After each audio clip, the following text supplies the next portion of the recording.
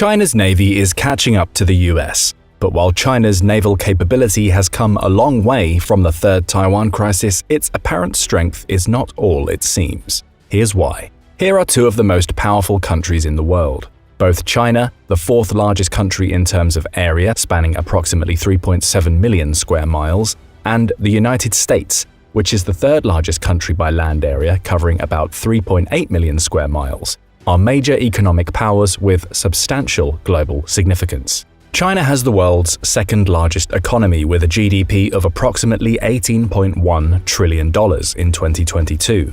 The United States, however, has the largest economy globally with a GDP of about $25.46 trillion in 2022.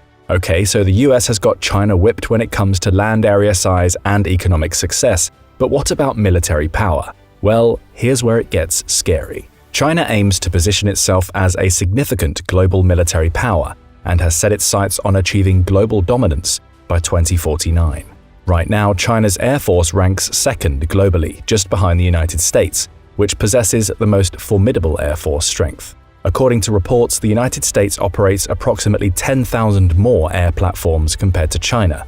In terms of total aircraft strength, China is listed as having 3,260 aircraft in service, while the United States boasts an impressive fleet of 13,233 aircraft. This substantial difference emphasizes the United States' superior air power and its larger operational aircraft count. But what about sea power? One of the markers of a superpower is the ability to project maritime power over long distances. States which have been able to do so have enormous influence in regional or world affairs and can exert huge leverage over their less capable rivals. It is therefore not surprising that as China's wealth has grown, it has invested heavily in its ambitions to create a blue water navy that it hopes will one day challenge the US Navy for supremacy, at least within the waters of its immediate neighborhood. But how close is China to that goal?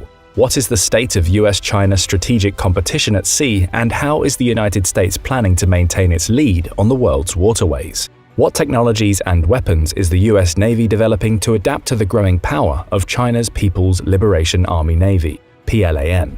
You may have heard reports that China now has the world's largest navy. There are 355 ships in its fleet as of December 30th, 2021. The Chinese brass is keen to expand that number. It plans to increase its fleet size to 420 ships by 2025 and 460 ships by 2030. These figures do not cover the additional 85 patrol combatant ships and other small ships capable of bearing anti-ship cruise missiles. China's countless fishing boats have also acted as a de facto maritime militia, harassing vessels from other countries in international waters. China's navy has the numbers, but here's the bad news. It is increasing in the quality of its ships as well. China was seen putting its new naval muscle to use in the summer of 2022, following a visit by then House Speaker Nancy Pelosi to Taiwan. For several days after Pelosi left, Chinese ships and aircraft demonstrated their military potential in the waters off Taiwan. This show of force would have been inconceivable 25 years earlier, in the Third Taiwan Strait crisis of 1995–96. At the time, when Taiwan was set to hold its first direct presidential election and became a fully fledged democracy, the mainland launched several missiles across the Taiwan Strait, prompting the United States to send 2 carrier battle groups to the area. China had no choice but to back down in the face of such pressure, but the Chinese leadership never forgot the incident. To them, it recalled the century of humiliation, a time in the 19th and early 20th centuries when China repeatedly found itself at the mercy of foreign powers. Since the Chinese leadership considers Taiwan a rogue province, continued American and Allied military support for the island reminds them of those times. After the crisis, China resolved to never let such a scenario happen again and took steps to increase its naval power. This was a deviation from the norm.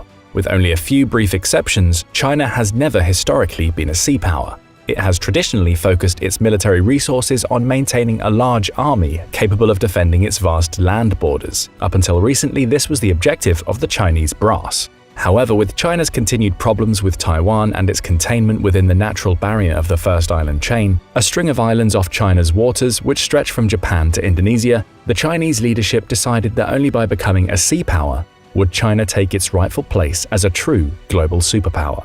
With its growing economic might, especially since it joined the World Trade Organization in 2001, China finally had the chance to make a play for naval prominence. Included in China's new naval assets are 3 aircraft carriers. China's naval brass plans to increase that number and bring its carrier force up to 5 by 2030, with more to come after that. The PLAN also aims to increase its submarine force by building 10 ballistic missile submarines by the same year.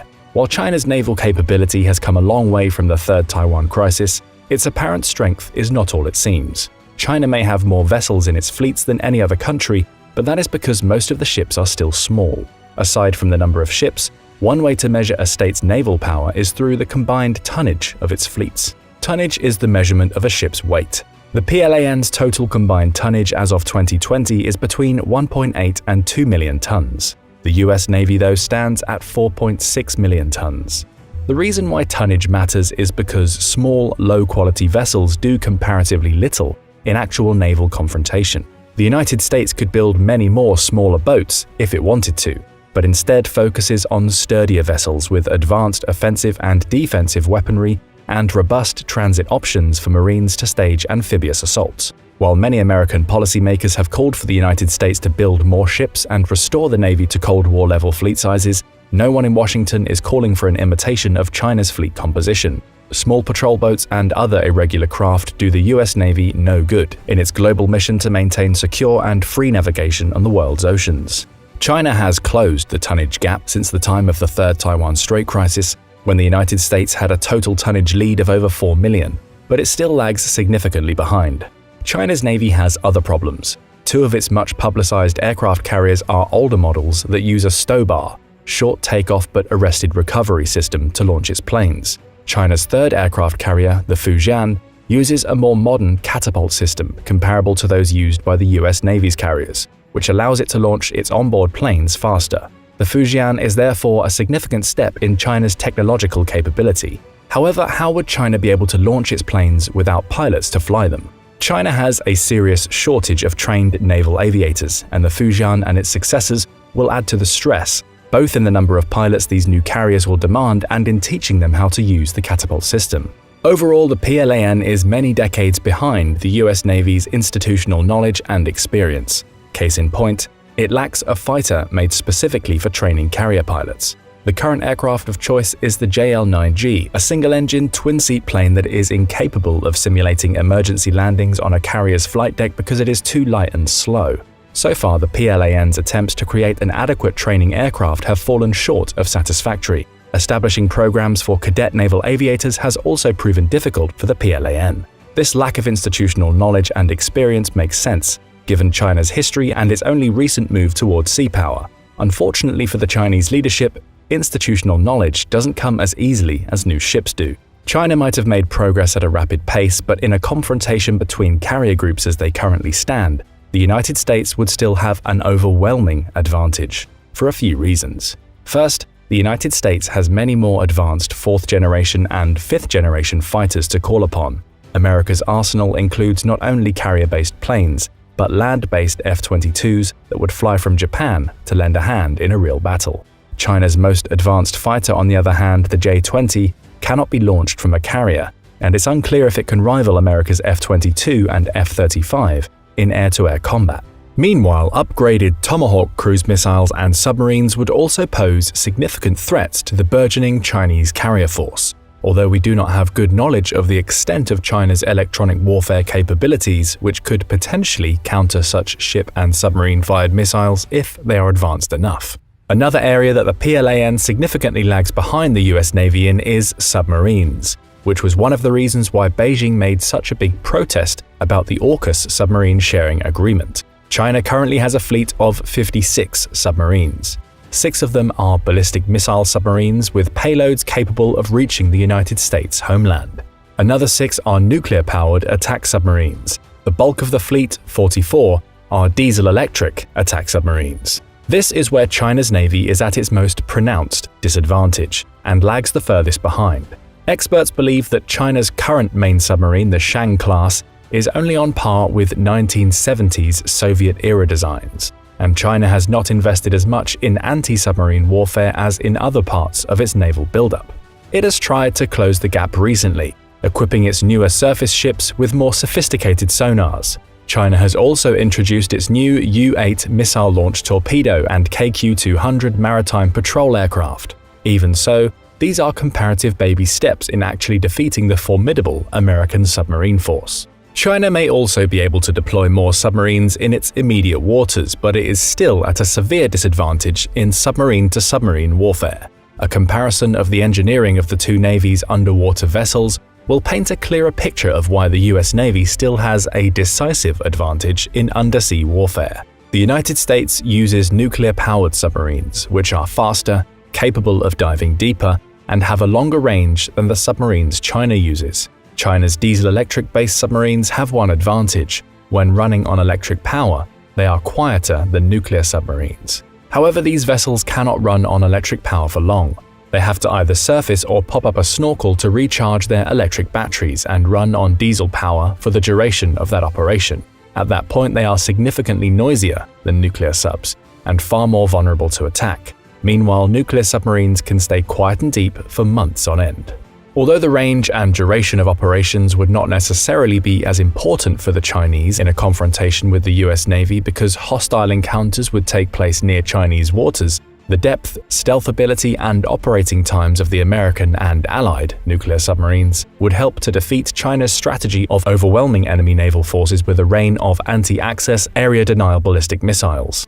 These projectiles currently pose a severe threat to American carrier groups and surface ships operating too close to China's waters. Submarines, on the other hand, are much harder to detect, and the US Navy's advantage in underwater operations allows the United States to threaten the Chinese mainland.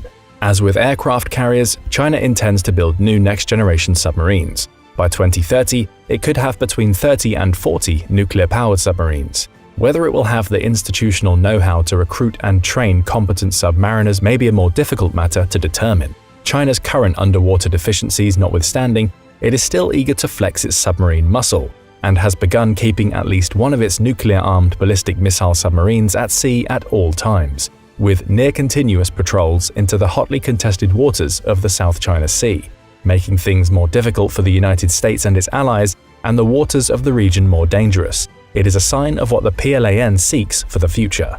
As things stand now, though, China tacitly acknowledges its disadvantages in maritime warfare and relies mostly on a defensive strategy to mitigate the threat that the US Navy poses. At the heart of its strategy are various classes of land-based short and medium-range ballistic missiles. These missiles, based in mainland China and on its illegally built artificial islands in the South China Sea, pose a serious threat to American surface ships operating in the waters of the first island chain. Most formidable is its vast stockpile of short-range missiles, effective at distances up to 1,000 kilometers. The US Department of Defense estimates that China has between 750 and 1,500 of these, and they pose a menacing threat to Taiwan and every American base in Japan and South Korea too. China also has between 150 and 450 medium-range and 80 to 160 intermediate-range ballistic missiles respectively. These missiles can reach American ships and assets much further away from China's mainland. Some of them are capable of hitting Guam, the largest base in the region. China is currently building more ballistic missiles in an attempt to exert leverage over progressively more distant areas of the Indo-Pacific region.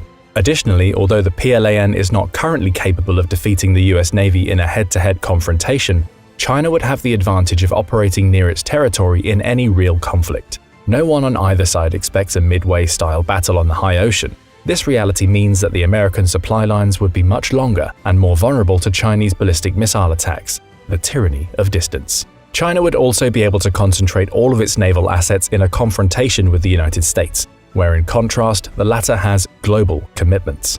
Policymakers and war planners in Washington have long sought to concentrate resources in the Indo-Pacific region to counter China's expansionism, but bureaucratic and international resistance have often thwarted those plans, with Vladimir Putin's invasion of Ukraine putting even more pressure on the United States to maintain military forces in Europe at high levels. Between these commitments, China's sheer number of assets, the tricky supply situation, and China's continued build-up in quality and quantity, the US Navy cannot rely on maintaining its traditional superiority forever, and the stakes are getting higher. Many experts warn that slowly but surely the United States is losing its traditional military advantage in the Indo-Pacific region, and the cost of victory in any potential confrontation with China has become much higher than even a decade ago. So what is the United States doing to keep its edge at sea in a time of growing competition? No American naval strategy in the Indo-Pacific region would come independent of the consideration of its allies, especially Japan. So what would be their contributions to the naval balance of power in the Indo-Pacific? Japan recently announced that it would spend 2% of its GDP on defense by 2027, lifting traditional post-World War II restrictions to build a military capable of offensive operations. A new aircraft carrier, the country's first since World War II, is included in those plans. Even so, decades of minimal defense spending and the loss of institutional know-how will not be overcome so easily. Some American policymakers and national security experts fear that the benefit of Japan's renewed commitment to its military will only show up well after 2027, when China's capabilities will be even higher than they are today. Other American allies in the region like Taiwan and the Philippines are not nearly as capable. South Korea has a strong army, but is not in a position to play a robust role in a sea confrontation with the growing strength of the PLAN. This reality means that the increasingly precarious situation will remain intact for the time being, with the overwhelming share of the Indo-Pacific's defense burden falling on the United States. One of the items on the US Navy's intermediate horizon is to arm its Zumwalt-class destroyers with hypersonic missiles by 2025. Tests of some ship-fired devices are currently scheduled for later that year. This weapon, called the Intermediate Range Conventional Prompt Strike, is a non-nuclear missile with a glide vehicle exceeding Mach 5 and a range of over 1,700 kilometers. The US Navy is also experimenting with ship-fire laser weapons that could act as a much better line of defense against China's big arsenal of ballistic missiles. The Navy received its first Helios, high-energy laser with integrated optical dazzler and surveillance system in the third quarter of fiscal year 2022 and has requested $35 million worth of them in its 2023 budget. The Helios system is ideal for countering anti-ship missiles and can do so cheaply, because lasers do not require stockpiles of ammunition, which can be expensive to manufacture and transport. Helios instead uses power from the ship itself and does not require a separate energy magazine, making each shot extremely cheap. The US Navy hopes that such cheap laser shots will one day efficiently nullify the much more expensive missiles they will be targeting. Helios is currently designed for integration on Burke and Arleigh-class ships, but the Navy is planning to adapt it elsewhere. Unlike with hypersonic missiles, the United States currently leads China in laser technology, but China is proceeding apace with its own plans. As drones and missiles get more sophisticated, laser countermeasures will only be more important in the future. The Navy had been experimenting with railguns, electromagnetic projectile weapons, for more than a decade, but suspended the program in 2021 in favor of hypersonic missiles. Suspension does not mean permanent consignment, however, and the Navy might pick the program back up. Like lasers, railguns have the advantage of not needing to carry as big of an ammunition magazine, since their projectiles are not launched with gunpowder or fuel, but electromagnetic power that can be generated from the host ship. Drones are also set to play a big part in the future of naval operations, including drone ships and submarines, such as the experimental Orca, which will have a range of 6,500 nautical miles and be able to run alone for several months. The Navy plans for Orcas to be capable of anti-submarine warfare, with Mk-46 or Mk-48 heavy torpedoes. They are even being designed to carry anti-ship missiles. Unmanned ships and submarines would at the very least be expendable targets for China to send its heavy stockpile of ballistic missiles at, reducing the high American casualties that they would otherwise cause and permit the United States to grow bolder as the Chinese deplete their stockpiles. As we have seen in the war in Ukraine, ammunition gets depleted quickly in a modern conflict, ammunition which is often expensive to make with its precision instruments and advanced electronics. Any cheap drone which can exhaust China's advanced munitions would be worth its weight in gold for the American naval brass. China is also keen on developing unmanned submersibles, signaling that this will be a burgeoning area of competition between the two rivals in the Indo-Pacific region. Drone carriers, unmanned ships, and unmanned submersibles are not the only aspects of science fiction that are quickly becoming a reality, however. Jetpacks are one of the more unusual ways that the US Navy is planning to maintain its maritime edge. Since their inceptions, the Navy and Marine Corps have been designed to work together. Supporting amphibious operations is one of the Navy's most important missions. One of the ways the Navy is planning to continue with this tradition is by experimenting with jetpacks. The jet suits the US Navy and its ally the Royal Navy is experimenting with can reach speeds of 85 miles per hour and altitudes of 12,000 feet. The US Navy was evidently inspired by the Iron Man movies. The Iron Man suits are powered by 5 gas turbine jet engines and weigh about 75 pounds when they have full tanks. Jet fuel, diesel, or even kerosene are all acceptable fuels. A test of a similar jet suit by the Royal Marines showed that these devices can be operated with a high degree of precision, enabling a wearer to take off from a speedboat and land on the deck of a much larger vessel. Although these prototype Iron Man suits are noisy, there will be less of a need for stealth in any real-world situation that they'd be used in. If naval combat gets to the point where one side is trying to board the enemy's ships, stealth is long gone. The Iron Man suits could also support amphibious operations, with US naval vessels launching Marines at targeted areas. Imagine hundreds of them storming towards a shore. They would be much harder to target than helicopters or landing craft.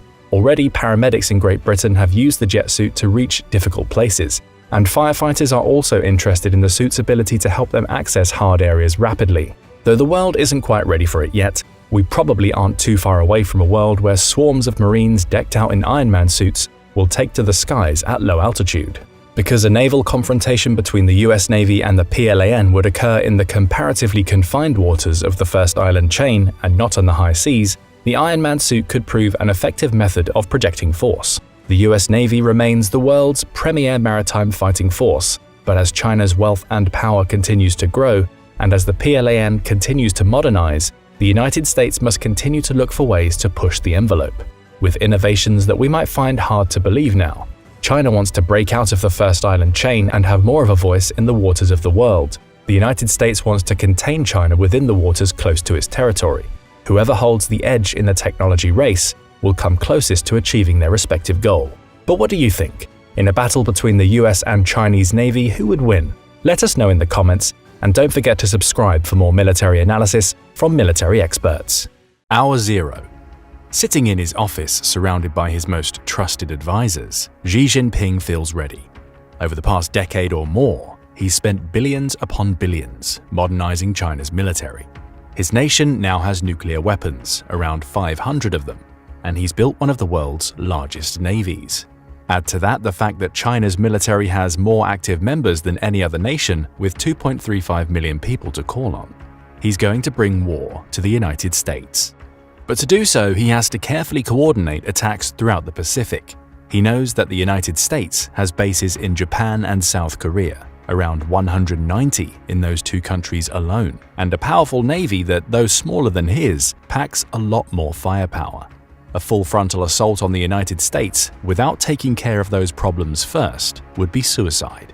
He needs to secure the Pacific, giving China a route toward the American mainland as a priority. His attack doesn't begin with missile launches. It starts on the cyber front. For years, China has been working on cyber technology that would allow it to hack into American infrastructure and military defense systems, limiting America's response to an attack in the process. On occasion, China gets caught out. In December 2023, for instance, the United States conducted an operation to disrupt a network of small office, home office, or SOHO routers that China had taken control of, using the KV botnet to mask its hacking activities.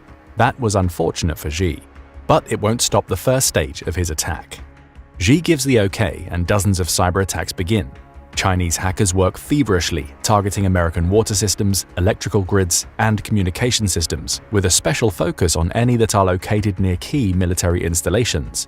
Further attacks take place within the networks of companies that provide critical services to America's military, as well as attacks on systems and transportation methods that will be used by the United States to deliver aid to Taiwan in the case of a Chinese invasion. That last step is critical. To reach the United States, China has to secure a passage through the Pacific. Taiwan, which China has claimed for decades should be part of the People's Republic anyway, is chosen as the main target.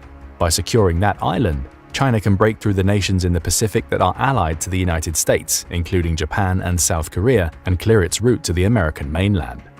Hour 1. The United States is scrambling. It's no stranger to Chinese hackers, but it's never faced an operation of this scale before. The country's success against Volt Typhoon, the elite group of Chinese hackers that were responsible for the KV botnet attacks mentioned earlier, revealed that China has its fingers in major networks. Rail, mass transit, maritime, water, and pipeline systems were all under threat.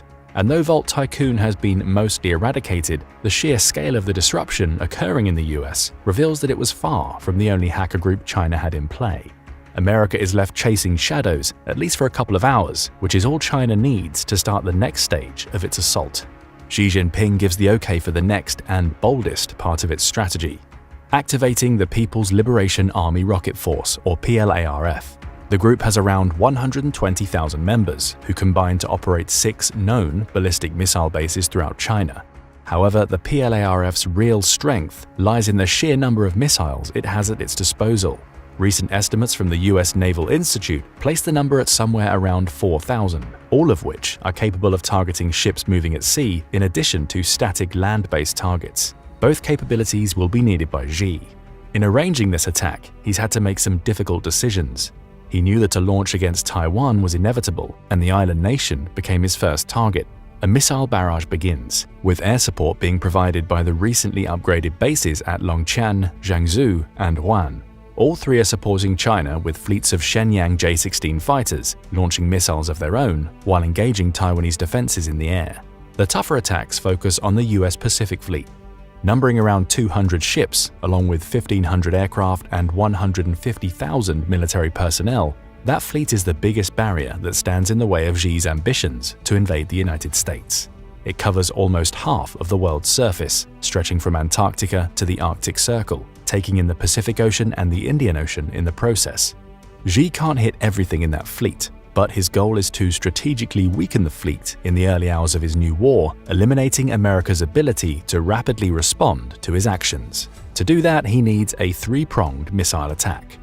First, he has to engage the naval bases the United States has set up in Japan, South Korea, and the Philippines. It's a risky move. Any missile strike on these nations will surely cause collateral damage, potentially bringing all 3 of them into the war in support of the US. But failure to strike now means leaving nearly 200 bases ready to launch an immediate counterattack supported by around 79,000 troops.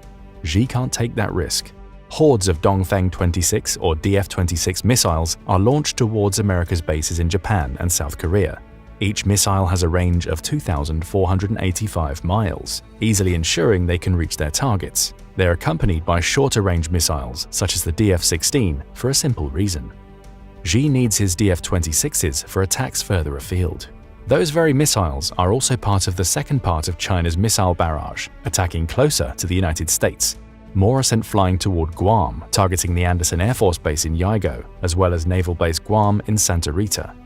Xi also unleashes the new jewel in China's missile crown to strike Hawaii. The DF-27 is a hypersonic missile that can just about reach America's east coast and is capable of evading US missile defenses. It'll be Xi's chief weapon when attacking the American mainland, at least during the early stages of the war. Finally, the third strike, attacking American ships that are currently in the Pacific. Chief among the targets will be the small fleet of cruisers America has in the water near China, including the USS Shiloh and USS Mobile Bay. All told, there are 9 of these ships, all packed with heavy armaments and strong anti-air defenses that China hopes to either eliminate or damage heavily. Secondary targets include the much larger fleet of US Navy destroyers, which pack less of a punch than the country's cruisers but will still be enough to cause serious damage to the Chinese fleet if they're allowed to go unchecked. There are dozens to target, and Xi knows that he won't be able to take out all of them. But the more he can destroy with missiles now, the easier he'll find his invasion of Taiwan and subsequent passage to America. However, Xi's missiles won't have clear paths to their target. Though his cyber attacks have left the United States scrambling, it hasn't shut down the country's missile defense systems. America's DSP satellites, overseen by its Space Force, easily detect China's missile launches, giving President Joe Biden time to organize the country's defenses. Chief among these will be its ground-based interceptors, or GBIs, of which there are currently 44 active in the United States. Most of these systems, 40, are stationed in Alaska, though they're still capable of destroying intercontinental ballistic missiles, ICBMs, traveling at around 15,000 miles per hour. The other 4 are stationed in California, much closer to China's Hawaiian targets, and will be responsible for providing most of America's defenses against China's missile barrage. There's just one problem. What if any of the missiles contain nuclear warheads? Biden consults his advisors, who conclude that possibility is unlikely. American satellites show that the missiles are on course to hit its Pacific bases and Hawaii. suggesting a conventional strike. If Xi were going nuclear, his ICBMs would be on their way to Washington and other key strategic locations in the American mainland. Right now, the strategy is clear: evacuate troops from the anticipated strike zones and hunker down. A counterattack will come, but at present, the US has to rely on its missile defense systems. Across the Pacific, Xi watches and waits as the first of his missile barrages travel toward their targets in Japan and South Korea. Both have activated their missile defense systems to guard America's bases, with the platform they rolled out alongside the US toward the end of 2023, giving them advance notice of the missiles China has launched. Many get shot out of the sky, falling harmlessly into the Pacific, but the sheer number of Chinese missiles overwhelms the defenses. Okinawa is practically destroyed. As home to most of America's overseas military in Japan, it was the chief target of these strikes. At the Kadena Air Base, missiles rained down on F-15 Eagle fighters, E-3 Sentry planes, and KC-135 Stratotankers. The latter are especially important targets. They'll limit America's ability to refuel its aircraft in the air, restricting them to using the bases that China is so steadfastly attacking. The strike could be considered a success, killing thousands of American troops in the process. But Xi knows the bases aren't fully out of commission.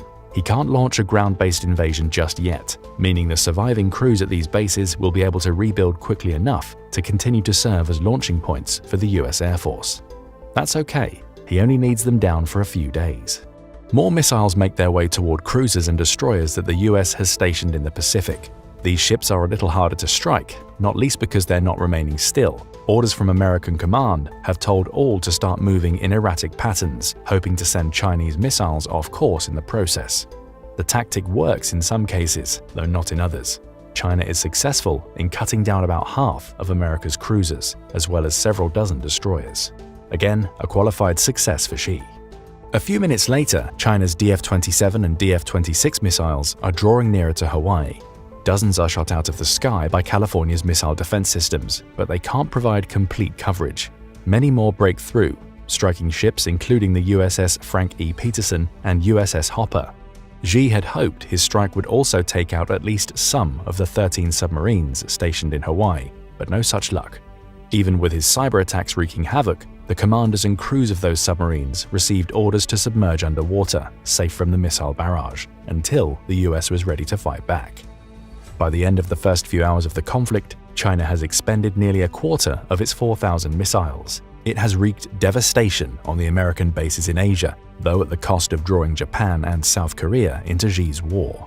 America's Pacific Fleet has been severely weakened, with Xi's cyber attacks also limiting the speed in which the US can respond to what he's going to do next. The strike's success wasn't total, but it was enough. Day 2. Having bought himself some time with his attack on the United States, leaving his main enemy in a temporary state of disarray, Xi can focus on his immediate target, Taiwan. China has spent the last day battering Taiwan with short-range missiles. The barrage has been successful in taking out several targets, including the smaller islands surrounding Taiwan, but it's also faced a steadfast defense from the US-made Patriot air defense system stationed on the island, as well as Taiwan's own Skybow surface-to-air ballistic missile defense systems. Still, the barrage will have to end soon, if only because Xi wants to send ground troops in to take the island. He can't risk killing his own people in friendly fire situations. After a 24-hour bombardment in which China expends hundreds of missiles, Xi assesses the damage he's caused. Crucially, his attacks on America's overseas bases, as well as America itself, will delay its navy in reaching the Taiwan Strait. And the missiles he's fired at Taiwan have severely weakened its naval defenses, while fighter planes from Longchan, Jiangsu, and Huan keep the country's air force occupied. He feels ready to start landing troops on the Taiwanese mainland, but therein he finds a problem. His landing options are limited. That's partially due to the actions of Taiwan's president, Tsai Ing-wen.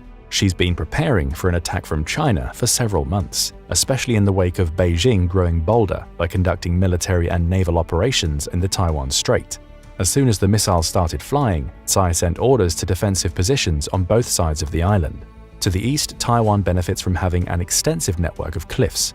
Tsai anticipates that Xi will look to blockade that side of the island with his navy, but is unlikely to launch a full invasion from the east.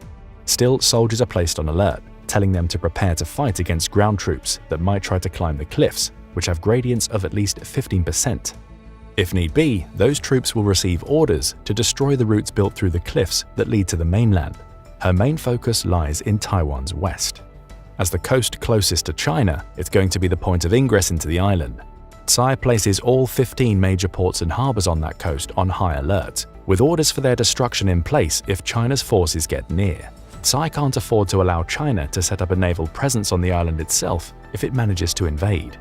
Then there are Taiwan's beaches. All are heavily fortified, with any Chinese troops that manage to land having to make their way through scores of barbed wire-laden defenses just to achieve any hope of reaching the roads that lead to Taipei.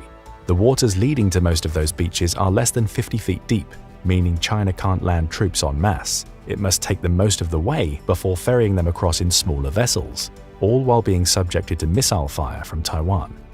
Those waters are also packed with shallow mines, with the beaches also containing anti-landing spikes that will prevent China's tanks from making inroads. And if worst comes to worst, Tsai can collapse the roads leading into Taipei from the west, forcing Chinese troops to navigate challenging terrain if they ever hope to reach Taiwan's capital.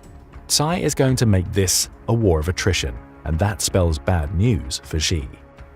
Day 3. The United States is almost ready to counter the initial Chinese offensive. But before it does, Biden puts on his diplomatic hat as he prepares to exploit a key weakness in Xi's plan. One of China's biggest challenges in the war is economic.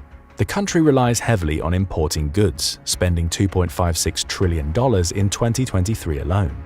Biden has spent the last 3 days organizing heavy sanctions against China, with America's network of allies finally paying off.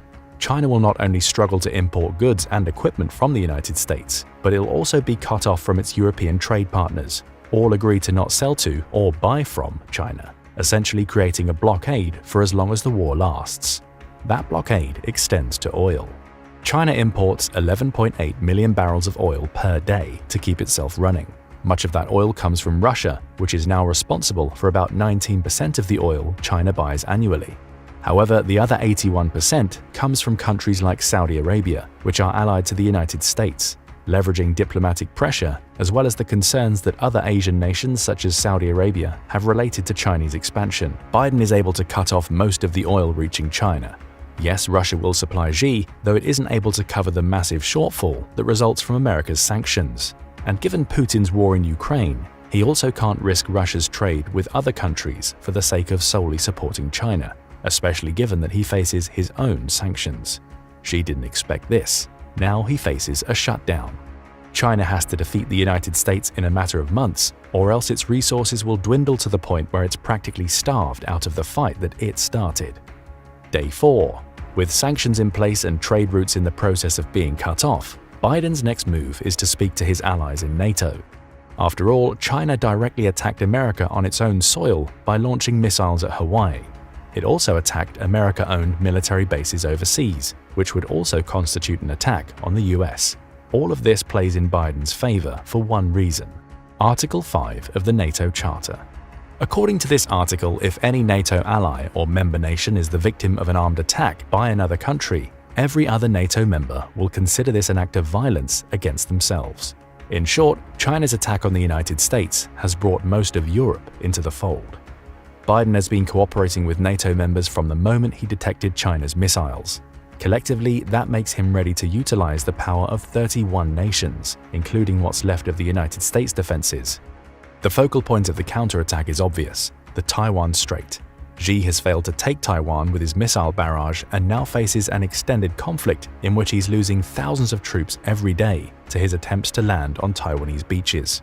Even if he manages to break through Taiwan's defenses by simply throwing sheer numbers at the island, his troops will face an urban warfare campaign that will see them fight tooth and nail for every street they manage to claim. Xi didn't expect this. And this war of attrition all adds up to time that the US and its allies can take to prepare an attack. The strategy is to combine America's naval resources with those of its NATO allies, as well as the navies of South Korea, Japan, and Australia. The latter will also be a focal point of the counterattack, as China neglected to destroy the bases America has set up in Australia. The United States sends a fleet of ships, including most of its stock of 11 aircraft carriers, toward the Taiwan Strait. They're accompanied by one of the UK's aircraft carriers, the HMS Queen Elizabeth, loaded with Typhoon FGR-4 and F-35B Lightning jets. Similar support comes from Canada, which commits half of its 12 frigates to the American cause, as well as Japan, which sends most of its fleet of 36 destroyers. South Korea hesitates. It's happy to support the US in any way that it can, but it also has to be wary of North Korea, which could see China's attack as an opportunity for it to start a war with its southern neighbor. If South Korea commits its naval or aerial resources to America now, it leaves itself open to attack. Biden understands this, resulting in South Korea's role being to keep watch over North Korea to ensure it doesn't get involved in the conflict. And now the US has an allied fighting force that's capable of fighting against China in the sea or air. The fleet sets sail. Week 2. Xi has been bombarding Taiwan to no avail. Every attempt to land ground troops on Taiwan's beaches is met with missile strikes and fierce beach combat. Yes, he's slowly whittling away at those defenses, but for each victory he achieves, a road is destroyed or a tunnel collapsed by Taiwan, forcing his troops to divert over difficult terrain to get to Taipei. The few who managed to reach Taiwan's capital have been destroyed in urban warfare. This was supposed to be a quick victory. It had to be. Every day that China doesn't control Taiwan is another day in which American counteroffensives draw nearer. Finally, 2 weeks after his missile launches, Xi faces the prospect of American naval and aerial assets reaching the Taiwan Strait. Worse yet, they're supported by NATO and Japan, neither of which wants to see China gain more influence, be it in the Pacific or the Americas. Worse yet for China, its navy, though larger than America's, doesn't compare in terms of sheer firepower. Though Xi was successful in destroying almost 24 of America's destroyers in his missile barrage, that still leaves 68 to contend with, around 20 more than China has. And although China has more corvettes and patrol boats, neither will withstand the combined naval firepower being brought into the Taiwan Strait. Worse yet for Xi, America has an ace in the hole: its Rapid Dragon tactic. Over the past couple of years, the United States has been retrofitting some of its cargo aircraft so they're capable of dropping pallets of long-range missiles. Each pallet can be stocked up with 30 AGM-158 JASSM cruise missiles, which have a range of between 229 and 1,118 miles, depending on which version of the missile is launched. Stacked into America's MC-130J aircraft, which Xi didn't target as he didn't believe them to be a threat, these pallets start raining cruise missiles down onto the Taiwan Strait. Those missiles serve two purposes. If they hit a Chinese ship, their 990-pound WDU-42B penetrator warheads can easily destroy most targets. But even if they fail to hit, such a large barrage of missiles launched simultaneously will confuse the missile defense systems built into China's larger warships, as well as those in the 3 air bases that are the launching point for China's fighter jets. While the missile defenses are focused on a flurry of JASSM cruise missiles, more targeted strikes can take out targets. The Allied forces turn the tide in the Taiwan Strait. Month 2. Xi has lost the clear passage into Taiwan that he'd established during his initial invasion. He's still getting troops onto the mainland, though each landing is subjected to Taiwanese defenses along with assaults from the US and its allies' navies. Worse yet, he's lost air superiority. In truth, he never really had it. Taiwan's 142 F-16 fighter jets, many of which have been upgraded, may be technologically inferior to China's J-20s. The Infrared Search and Track, or IRST, built into the J-20s means that it's far more capable of tracking and eliminating a target than the F-16. But Tsai knew this, and knew that support was coming from the US. She's used her F-16s to delay rather than defeat China, just as she's used her beach and urban warfare tactics to keep China from sending hundreds of thousands of troops into Taipei. Now, the US and NATO are in the Taiwan Strait, and they're pushing Chinese forces back to their home country. Constant missile barrages on the Longqian, Jiangsu, and Huan air bases have rendered them practically unusable, making it a struggle for China to get new fighters into the air as quickly as it had managed before. America's aircraft carriers, of which it brings 8 to the Taiwan Strait, can each hold around 75 fighters, bringing the Allied forces to a total of 600 when at full capacity. Add to that the Rapid Dragon strategy, and America and its allies are shutting down every attack China attempts. It's not long before America's Navy cuts off the passage into Taiwan. Cut off from their target, China's naval and air forces begin a retreat, leaving the few thousand Chinese troops still in Taiwan stranded. They'll be picked off by Taiwan's forces in Taipei, assuming they get there. And with the US now firmly entrenched in the Taiwan Strait, it's able to land troops on the island's beaches to attack the remnants of China's forces from the rear. It's a lethal pincer movement that soon puts paid to Xi's invasion. Still, it hasn't all been clear sailing for the US. China has managed to use its strong submarine fleet, with its 6 Shang-class nuclear submarines leading the way, to take out 2 of America's aircraft carriers. It's a difficult loss, especially given that those carriers housed about 150 fighters between them. But America's submarines are just as lethal. Though it has fewer submarines than China, around 60 to China's 78, its crews are better trained and have fewer targets to strike. Both of China's aircraft carriers, brought into the conflict due to the American assaults on its air bases, are taken out, minimizing China's impact from the air. Xi has to face a very real possibility. He's about to lose this war. Month 3. China has stubbornly refused to give in to the overwhelming force being applied to it. The country's navy lies in tatters, with only a fleet of patrol boats guarding its coast to back the few corvettes and frigates it has left. Xi has called his ships back, anticipating an invasion by the United States into the Chinese mainland. Xi has failed to take Taiwan. And in attacking the United States directly, he's only discovered that America's NATO allies take Article 5 very seriously. The same goes for other allies, including Japan and South Korea, which have aided the US both because of their military alliances with the country and because neither wants to see the spread of Chinese influence in the Indo-Pacific. Xi knows he's miscalculated. Now he faces a very big question. Does he launch nuclear weapons?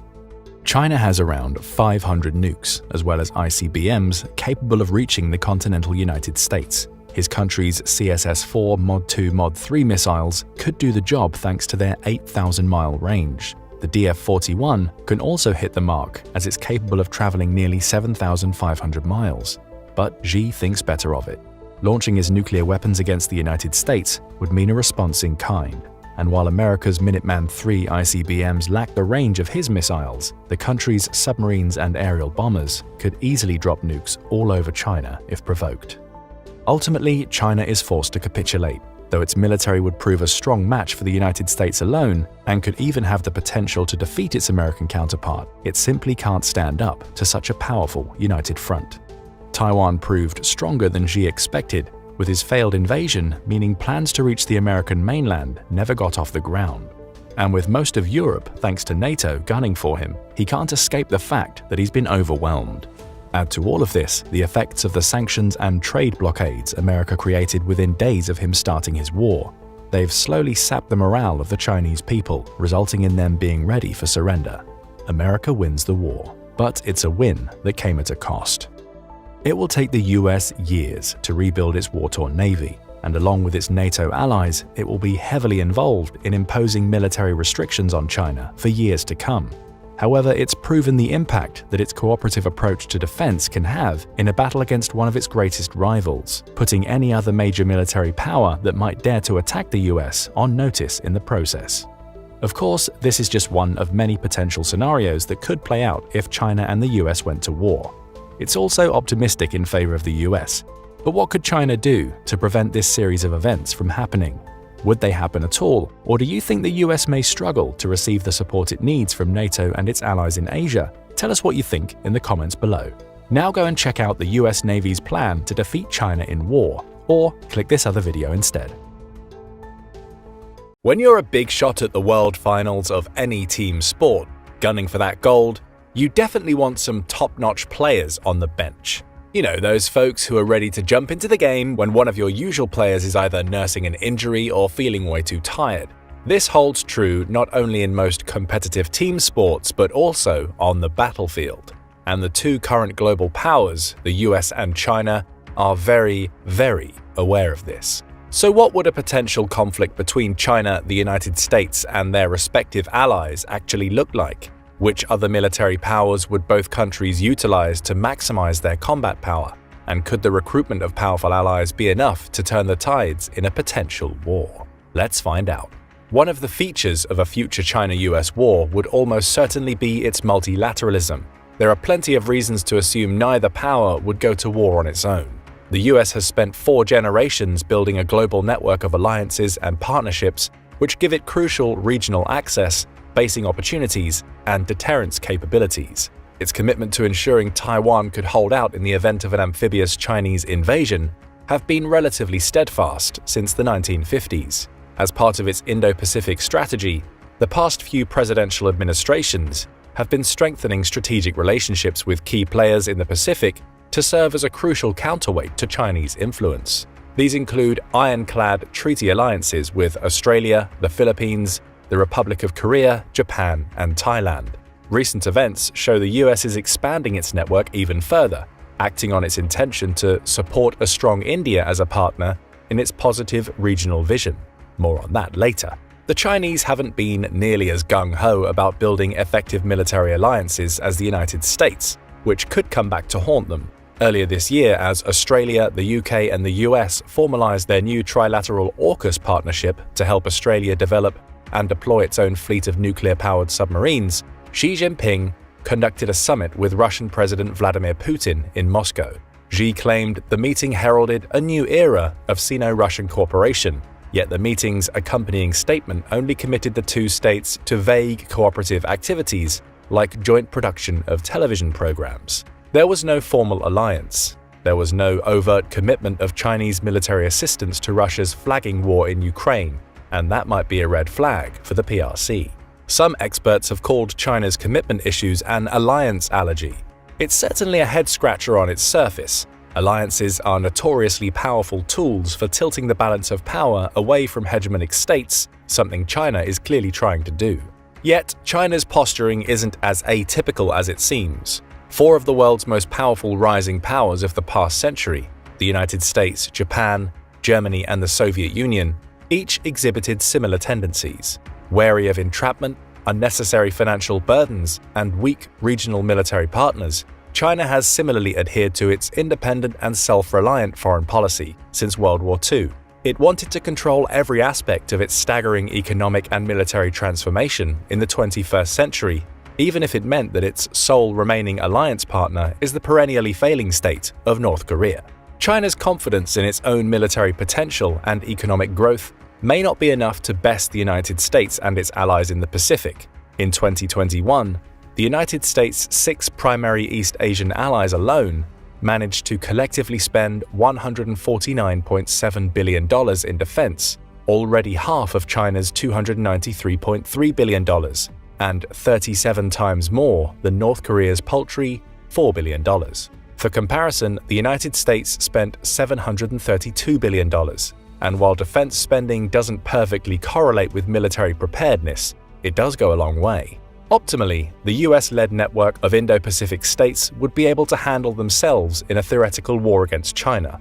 They are a long way from that. A war could hinge not only on numbers of warships, missiles, and aircraft, but on industrial production, cybersecurity, intelligence, geography, technology, and interoperability. In all of these capabilities, Japan, South Korea, Thailand, the Philippines, Australia, and New Zealand lag far behind the Chinese. This year has been touted as the most transformative year in US force posture in the Indo-Pacific region in a generation.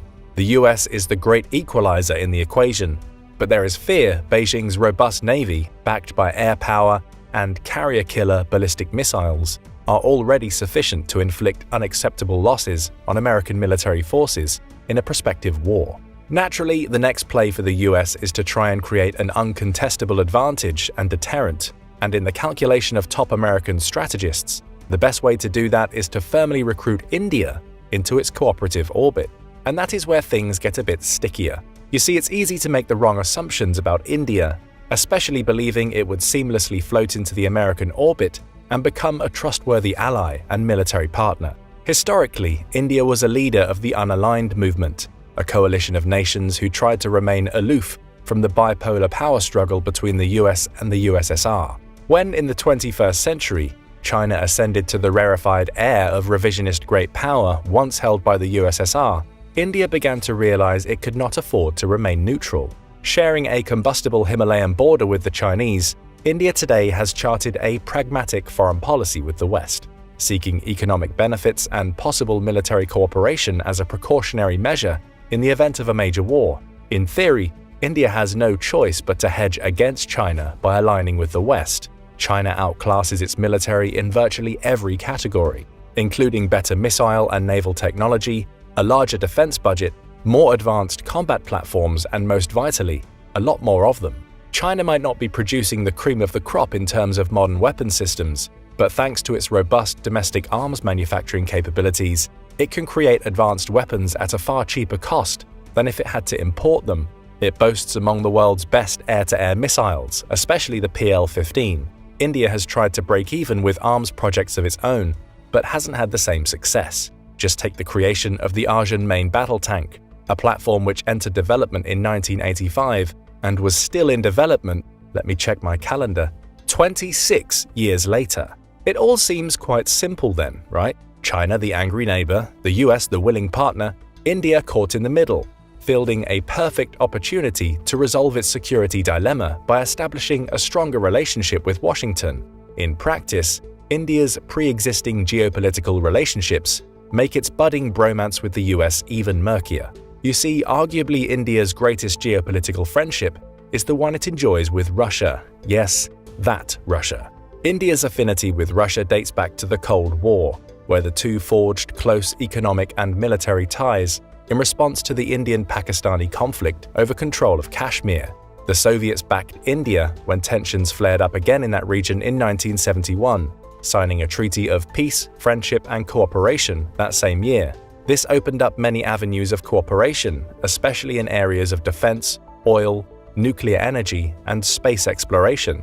India and Russia's current post-Soviet friendship continues to manifest itself in a variety of ways, including India's extensive reliance on Russian-sold arms, its decision to abstain from condemning Russia's actions in Ukraine, and their participation in BRICS, a multinational body comprised of nations with markedly different perspectives on global affairs, including China and Russia. As of 1991, arms sales from the USSR represented 70% of all Indian Army weapons, 80% of its Air Force systems, and 85% of its Navy platforms. Its first aircraft carrier, the INS Vikramaditya, was Russian-made too. Its Air Force operates more than 410 Soviet and Russian fighters, and its submarine, helicopter, tank, and missile arsenals are predominantly ex-Soviet stock. So yes, considering how messy it would be to curtail access to the Russian spare parts and systems needed to maintain virtually its entire military, convincing India to cut ties with Russia is a tall task for Washington, especially when many Indians today still openly consider the Russians their brothers in arms. The winds of change are blowing, however. While the task of building a viable US-Indian partnership is staggeringly complex, that isn't to say it's impossible. As Russia and China grow closer, Washington has not delayed in courting Indian Prime Minister Narendra Modi, offering military support packages, political legitimacy, and economic partnerships Putin can no longer promise. Russia's catastrophic military performance in Ukraine has also underpinned the visceral, mechanical, and operational failures of Russia's military systems in every domain. India had already significantly slowed its imports of Russian weapons prior to the 2022 invasion of Ukraine, dipping from 64% in 2018 to 45% of its stock in 2022. India famously even backed out of its joint development of the Su-57 advanced fighter system, as it became apparent that it could not seriously compete with America's fifth-generation fighters. Make no mistake, India has its eyes set on a conflict with China and must prepare accordingly. To compete militarily with the Chinese threat, it will, according to most experts, have to first ditch Russia. It might not have as much time as it needs. India has a respectful level of combat experience, stretching back into its bloody conflicts with Pakistan in the twilight of the 20th century. Yet today, while violence continues between the Indian Army and Pakistan-backed groups along the border regions of West and Northwest India, by far the biggest flashpoint of tension remains along the 2,100-mile-long Himalayan border it shares with China. Skirmishes along what some consider the most dangerous border in the world have been erupting here for decades. Most recently, in December 2022, tensions between Chinese and Indian forces came to a head in the worst fight at what both sides call the Line of Actual Control, or LAC, since 2020. That year, a famous brawl notorious for its fighters' use of a medieval array of rocks, fists, and clubs, some even embedded with nails and wrapped in barbed wire, erupted in the Galwan Valley. As you might have expected, prohibitions on firearms in the LAC did not deter soldiers on either side. The bloody 4-hour brawl claimed the lives of 20 Indian and 4 Chinese soldiers, many of whom died from exposure to the elements, several more having fallen from cliffs into the Galwan River. The episode, and others like it, have inflamed tensions between China and India even further. Their military buildup in the region continues without any signs of stopping, with tensions threatening to spill out into an all-out war. Fortunately for both, geography renders both nations virtually immune to outside invasions. Windy mountain roads and extreme terrain would wreak havoc on critical logistical pipelines. Yet even if India lost territory to Chinese forces along the border, its national security would still be intact. Positioned strategically astride China's trade jugular, India could use naval power to threaten Chinese exports throughout the Indian Ocean and Malacca Strait, through which a vast portion of its energy and economic exports travel. India's lone aircraft carrier would feature prominently in any potential blue water operations against China. It's currently in the process of building another, and it would certainly need both if it hoped to deny China's access to these crucial sea lanes. With over 7 American aircraft carriers patrolling the Pacific at any given moment, and half a dozen more undergoing routine maintenance, naval interdiction would obviously be an area the United States would excel in any future war, assuming India opted to join forces. Taking a page out of China's own book, more recently India has endeavored to build its own new naval base right at the mouth of the Malacca Strait on Grand Nicobar Island. The decision, which was made to secure India's own strategic waterways and confer legitimacy on its position as a regional power, caused an uproar in Beijing. Chinese policymakers likened the Grand Nicobar facility to a guillotine stretching over China's exposed and very long neck, stretching from its southern shores all the way to the Middle East. China knows its trade networks are in grave danger. As the PRC has expanded its global reach vis-à-vis programs like the Belt and Road Initiative, its military strategy has been to build a turtle-style defense shell around the East and South China Seas and Strait of Taiwan. They call this Anti-Access Area Denial, A2AD. The system interlaces overlapping fields of anti-ship, anti-air, anti-ballistic missile systems, submarines, and other naval and aerial capabilities to alter the strategic environment in the Western Pacific, limiting the ability of the United States and its military partners to intervene in regional conflicts. Were India to join the burgeoning US-led Indo-Pacific coalition of states, Washington would have an effective means of countering the Chinese A2AD threat, supporting an allied buildup on the Indian subcontinent, which would further threaten China's ability to conduct trade and military exercises beyond the First Island chain and throughout the Indian Ocean. So if war were to ever break out between the United States and China in the Indo-Pacific, India could be key in tilting the military balance of power. Russia, not so much. As China's major partner, Russia probably presents more of a liability than a boon at this point. Putin's military has demonstrated that it can barely fight a modern combined arms conflict adjacent to its own territory, much less excel or even assist in a conflict with distinct air and naval dimensionality. Most telling of all is the incredible impact that an outsized amount of advanced Western material has had in shaping Ukraine's war against Russia. In 2022, the US deployed several HIMARS batteries to Ukraine to provide long-range and accurate artillery fire. The system transformed Ukraine's tactical fortunes almost overnight, killing generals and top commanders and devastating Russian command posts, logistics nodes, supply zones, and artillery batteries. Western arms and intelligence primed Ukraine's fall 2022 counteroffensive and prevented further territorial losses when Russia bloodlet itself in its savage human wave attacks on Bakhmut over the previous winter. For comparison, the US has over 400 HIMARS batteries of its own, an order of magnitude greater than those utilized by Ukraine of late. If anything, Russia has proven to the world that the operations it can most admirably conduct are digging in, throwing poorly trained, ill-equipped conscripts into the trenches, and praying their Soviet vintage minefields hold true. That is, if it has months to prepare.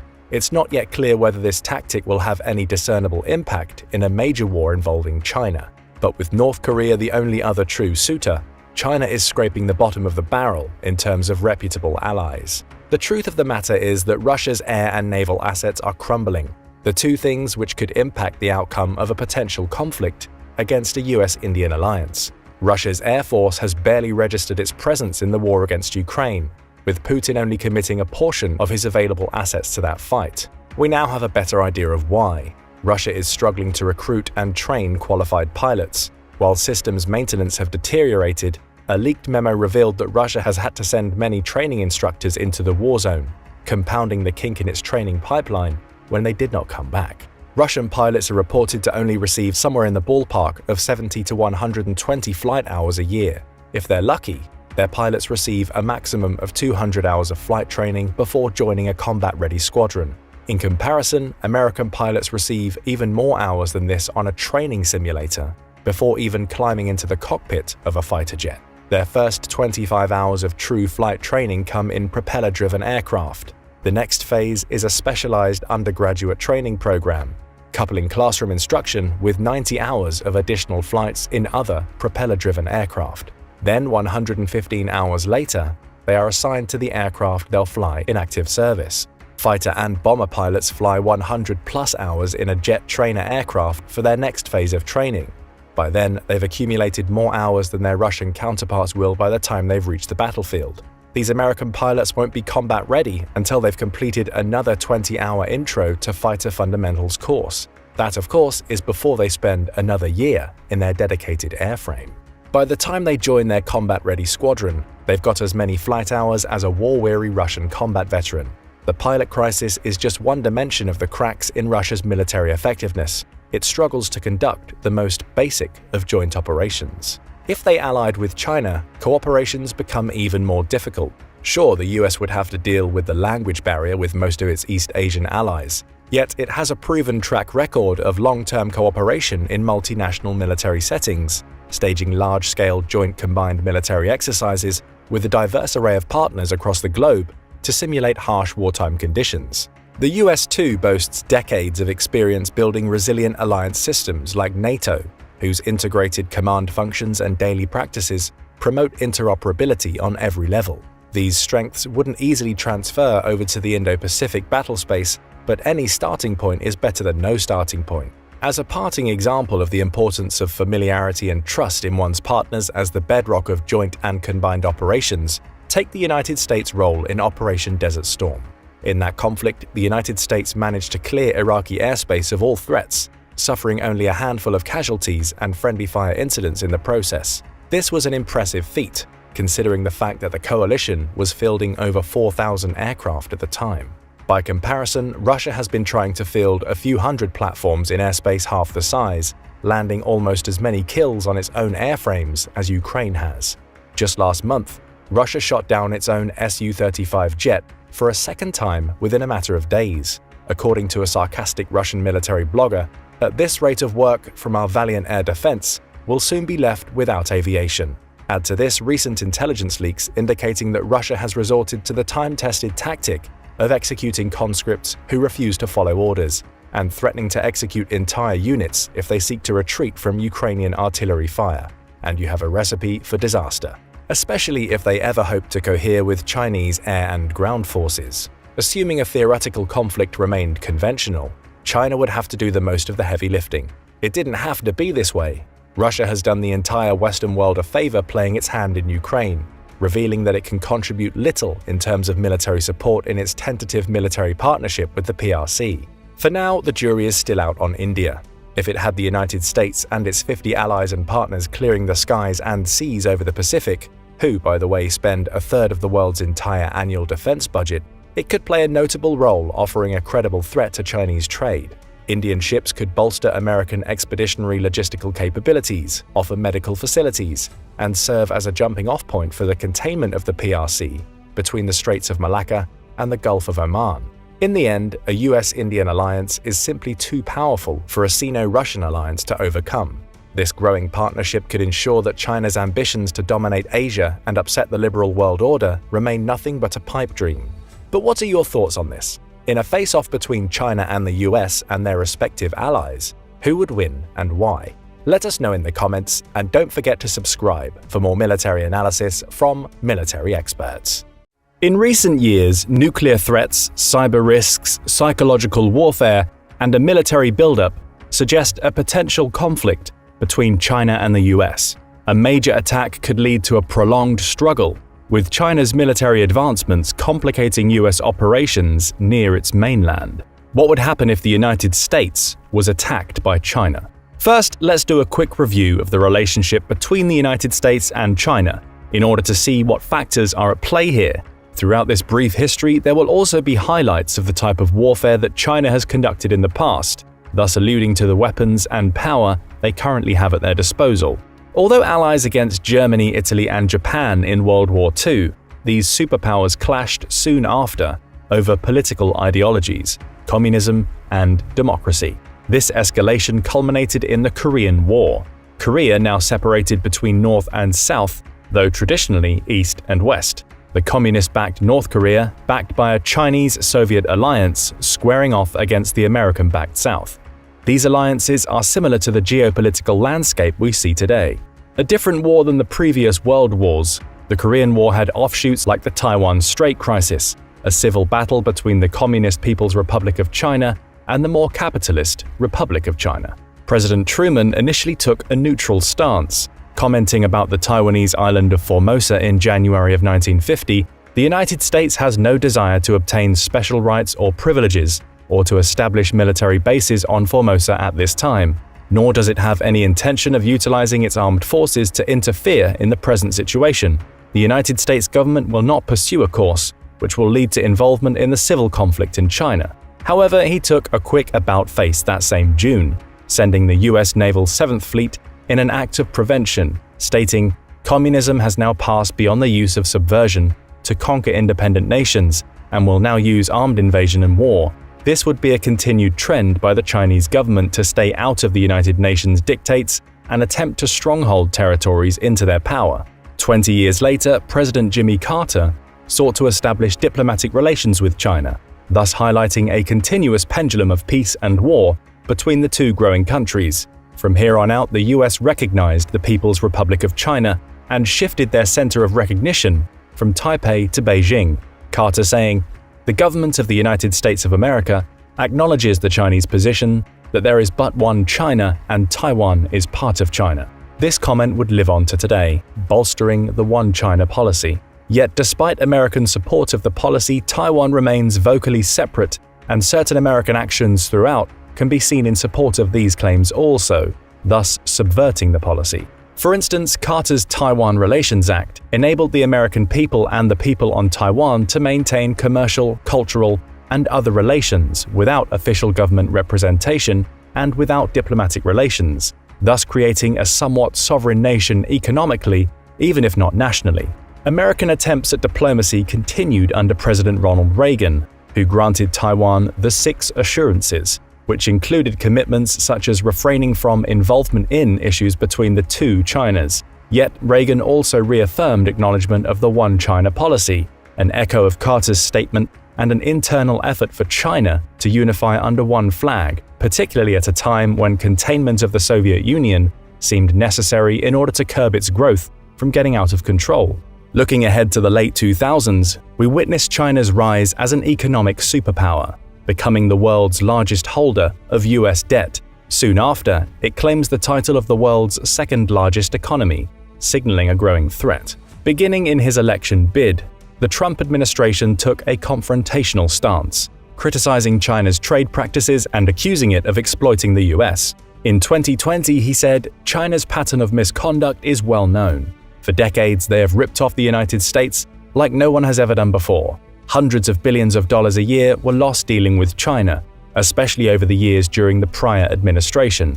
China raided our factories, offshored our jobs, gutted our industries, stole our intellectual property, and violated their commitments under the World Trade Organization.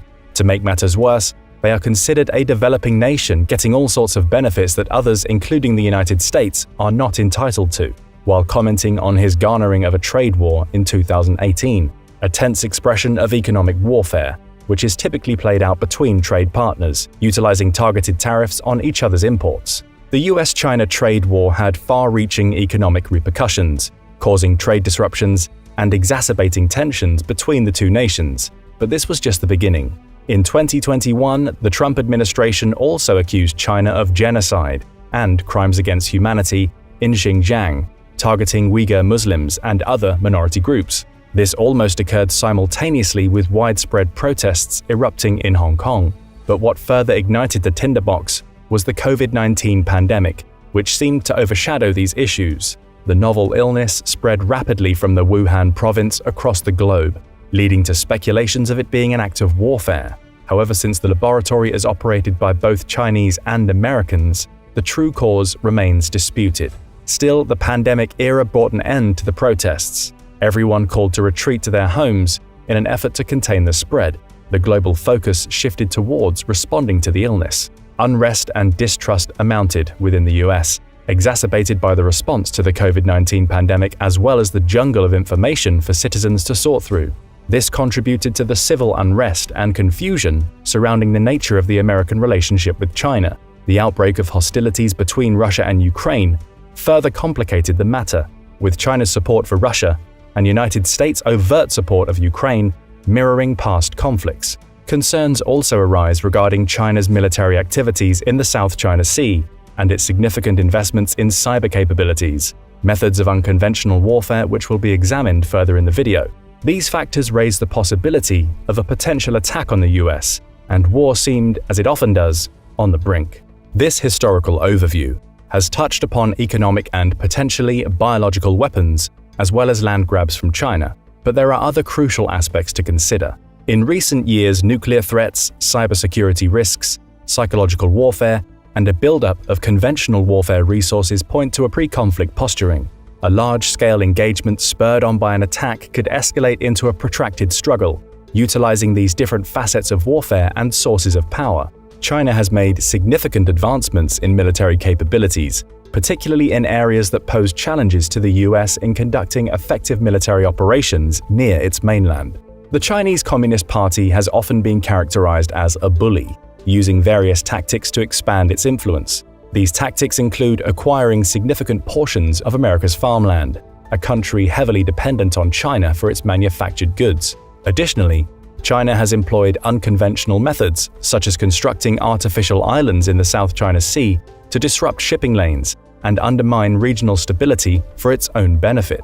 These predatory actions not only highlight China as a threat to the United States and global peace, but also demonstrate their determination and ingenuity in asserting themselves as the leading superpower. China's military modernization has increasingly challenged US defense capabilities in Asia.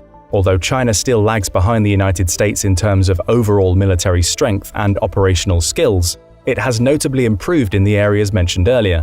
Furthermore, President Xi Jinping's commitment to making the People's Liberation Army a world-class military by 2035, combined with China's surpassing the United States as the world's largest navy in 2014, sends a clear signal that the competition is becoming more intense. US commanders expressed deep concerns about the relentless development of Chinese air defenses, which pose a significant threat to operational capabilities in or near Chinese airspace during a conflict. In 1996, a substantial number of China's 500-plus long-range surface-to-air missiles, SAM systems, were mere replicas of the outdated Russian SA-2 missile, limited to a range of approximately 35 kilometers.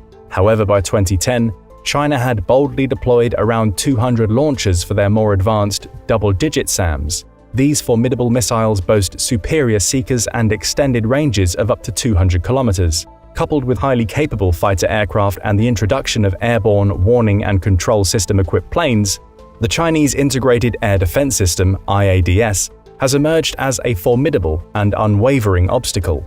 Nevertheless, US air forces have responded with unwavering determination, bolstering their penetration capabilities by incorporating cutting-edge stealth aircraft and new SEAD (suppression of enemy air defenses) aircraft. In recent years, both China and the United States have showcased hypersonic capabilities. Members of Congress have expressed their dissatisfaction with the perceived lack of progress by the Pentagon in developing and deploying new hypersonic weapons. In 2017, Russia became the first to deploy the Kinzhal, a hypersonic short-range ballistic missile, followed by the Avangard, a hypersonic boost glide vehicle, in 2019. China joined the race in 2020. With the deployment of the Dongfeng 17 DF-17 system, a road-mobile hypersonic boost glide system. What we are concerned about is falling behind in the development of new hypersonic weapon capabilities, said Senator Marsha Blackburn to Air Force Secretary Frank Kendall during a May 2022 hearing. Regarding their nuclear capabilities, the RAND Project Air Force Nuclear Scorecard assesses the stability of the bilateral nuclear relationship, focusing on crisis stability rather than one side's advantage. It evaluates both sides' ability to retaliate in the event of a first strike. When both sides possess a survivable second strike capability, the incentives for a first strike diminish, enhancing stability.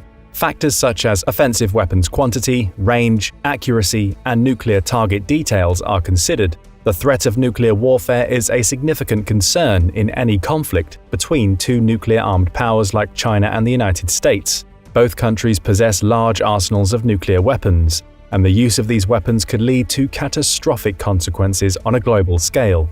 The potential for escalation to nuclear warfare adds a layer of complexity and danger to any conflict between these two nations. China has made significant advancements in both quantity and quality.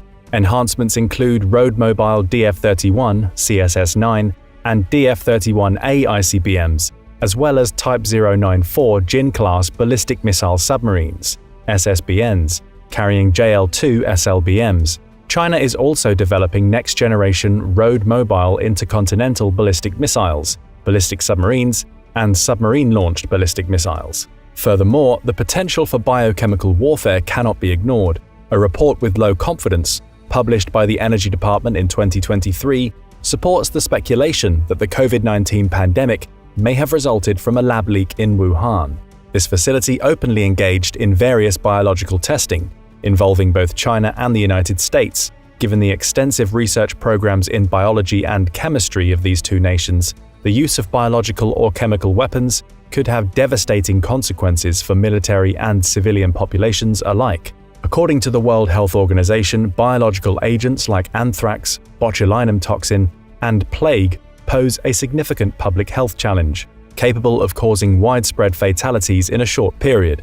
These weapons consist of microorganisms, viruses, bacteria, or fungi, or toxic substances deliberately produced and released to induce disease and death in humans, animals, or plants. These unseen threats have the ability to spread rapidly and unknowingly, increasing their impact and reach. As witnessed during the response to COVID-19, travel and contact were severely restricted to prevent further spread and loss of life, thus revealing and stoking fear of contact which may pass on these biologics. The fact that these weapons can be transported through air, water, and various climates under the radar makes them an even more terrifying means of warfare. The consequences extend beyond immediate casualties, also creating opportunities for psychological operations to exploit the psyche of survivors in the aftermath.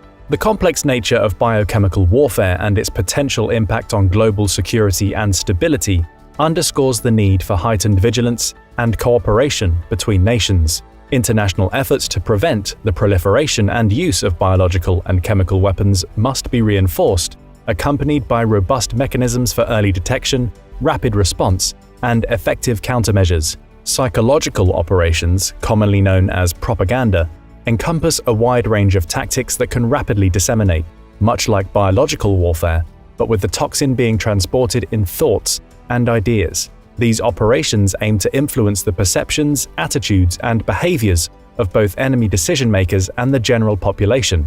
In today's digital age, where information is consumed at an unprecedented rate and our lives are heavily intertwined with technology, we have become highly susceptible to these operations. The 2020 election and claims of fraud serve as prime examples of the challenges posed by an overwhelming amount of information and exacted interference, making it difficult to discern truth from opinion and fact from fiction. We can already observe unique applications of psychological operations, such as the contrasting treatment of the popular app TikTok in China and the United States.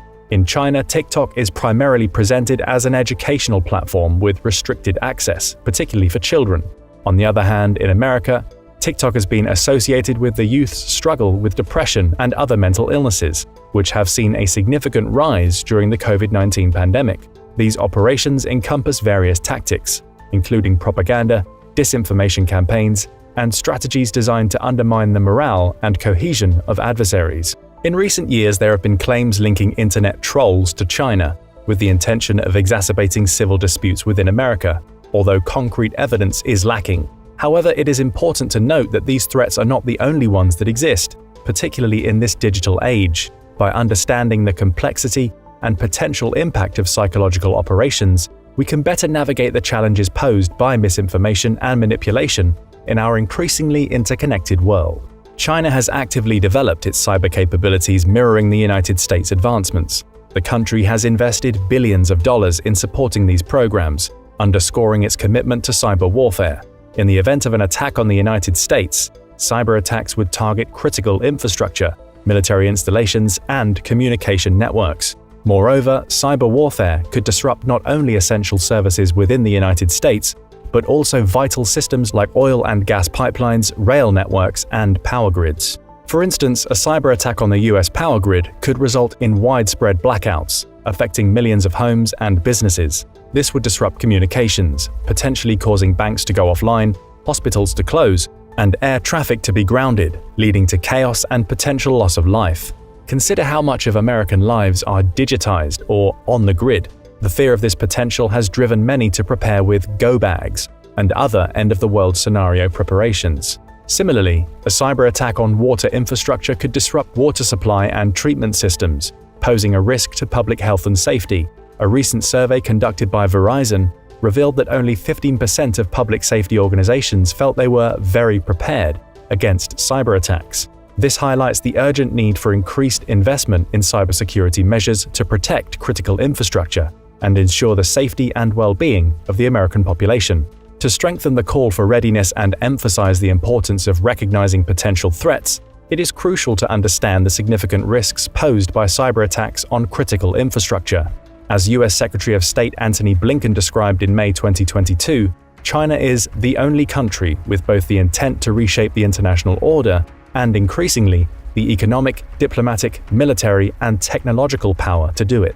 In the event of a Chinese attack, potential targets may include traditional targets such as US air bases in Asia, naval aircraft carriers, military installations in the Indo-Pacific, critical infrastructure spots, the US mainland, space assets, and US allies, but also could be direct to the people and akin to some of these unconventional methods. Sun Tzu, a renowned Chinese military strategist whose integral work, The Art of War, which almost all American military officials read at one point of their career, writes about a most beneficial type of war.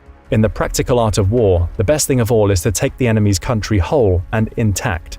To shatter and destroy it is not so good. That means that the most beneficial means of war for an adversarial country is not for the cities and towns to be turned to ruins, but rather for a surrender to happen slowly, gradually. The mistrust that Americans have for their government and the civil fractions we have seen over the past several years reveal a different sort of susceptibility. Pair this with the strategically placed attacks both on cyber infrastructure and psychologically right to our pockets, and it's not difficult to imagine a swift takeover, one that may put us under siege without even noticing. This also begs the question, has the attack already begun? Over half of the young, up-and-coming Generation Z support the Marxist Communist Party, which earlier on in this video, we reviewed that the United States was and still is at the other end of an ideological battle, and which is at the center of the conflict between these two countries and their allies. Yet, in an effort of deterrence, leaders will take stock in the knowledge that there is mutual interest to both of these countries to maintain a civil relationship. Both China and the United States share a common interest in maintaining global stability and avoiding any military confrontation that may disrupt the delicate balance. As seen during the tariffs imposed by President Trump in 2018, an economic war, the US trade relationship is a serious lever to pull within a wartime or diplomatic situation, but one that demands either side to be respected by the other when considering the potential for attack. American companies exported $192 billion in goods and services to China in 2021, constituting 7.5% of US exports. While expanding foreign trade can disrupt US employment, trade with China also creates and supports a significant number of American jobs. Exports to China support over 1 million US jobs, and Chinese companies invested in the United States employ over 160,000 workers. While the tension may always seem to just be on the cusp of breaking into war, America can maintain positive diplomatic relations with China by setting clear objectives, which require cooperation, promote mutual benefit, and are considerate of national security. With actions like this, we can effectively deter any impending attack that may threaten our collective peace. However, if this threat is left unattended or ignored, or worse, underestimated, then we could very well experience a gross advancement of Chinese presence on American soil. Whether through an overt attack supported by boots on the ground, subtle means like psychological warfare, widespread biological weaponization, or a mixture of all, the threat does remain. So what do you think? Will China and the US eventually end up in some form of conflict? Let us know in the comments, and don't forget to subscribe for more military analysis from military experts.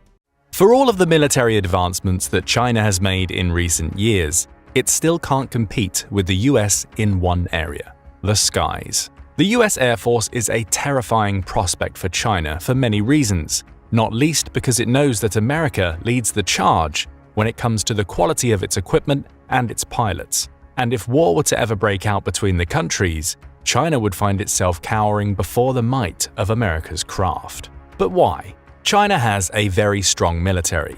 It's the second largest military spender in the world, just behind the US, and it's ramping up its nuclear capabilities with every passing year. But when it comes to the skies, China pales in comparison, and Beijing knows it. The reason for China's fear starts with one of the most crucial aspects of warfare: sheer numbers. The simple fact is that the US's airborne capabilities stretch far beyond anything that China can handle. According to Global Firepower, America has a little over 660,000 Air Force personnel. Of course, not all of these are pilots. The US doesn't have the ability to send a 500,000-strong death fleet of planes in China's direction, but what it does have is an extensive infrastructure of pilots and support crews that can coordinate massive offensives that would cause major problems for Beijing. That's not to say that China doesn't have an impressive number of personnel itself. The People's Liberation Army Air Force, PLAAF, has about 400,000 members. Impressive numbers, though over 260,000 fewer than the US Air Force. Of course, it's not just people who make up an Air Force. Equipment is a vital component. That's where the US really comes out on top. It has a total stock of 13,300 aircraft, 9,975 of which are combat-ready, compared to China's fleet of 3,166. In other words, the United States has about 4 times the number of aircraft that China has, meaning it would easily overwhelm the PLAAF in terms of sheer numbers. Digging deeper, it's clear that China has focused most of its Air Force spending on fighter jets, with the country having 1,199 of these types of planes available. But even that impressive number pales in comparison to the United States, which has 1,914 fighters, along with a far more versatile fleet of planes that go beyond dogfighting capabilities. For instance, the US has 962 fixed-wing transports compared to China's 288. It also has far more planes available for training, with China having less than a sixth of the 2,634 craft that the US can use to give its next generations of pilots some much-needed flight experience. No matter where you look, be it attack planes, tankers, helicopters, or special mission planes, America comes out on top every single time.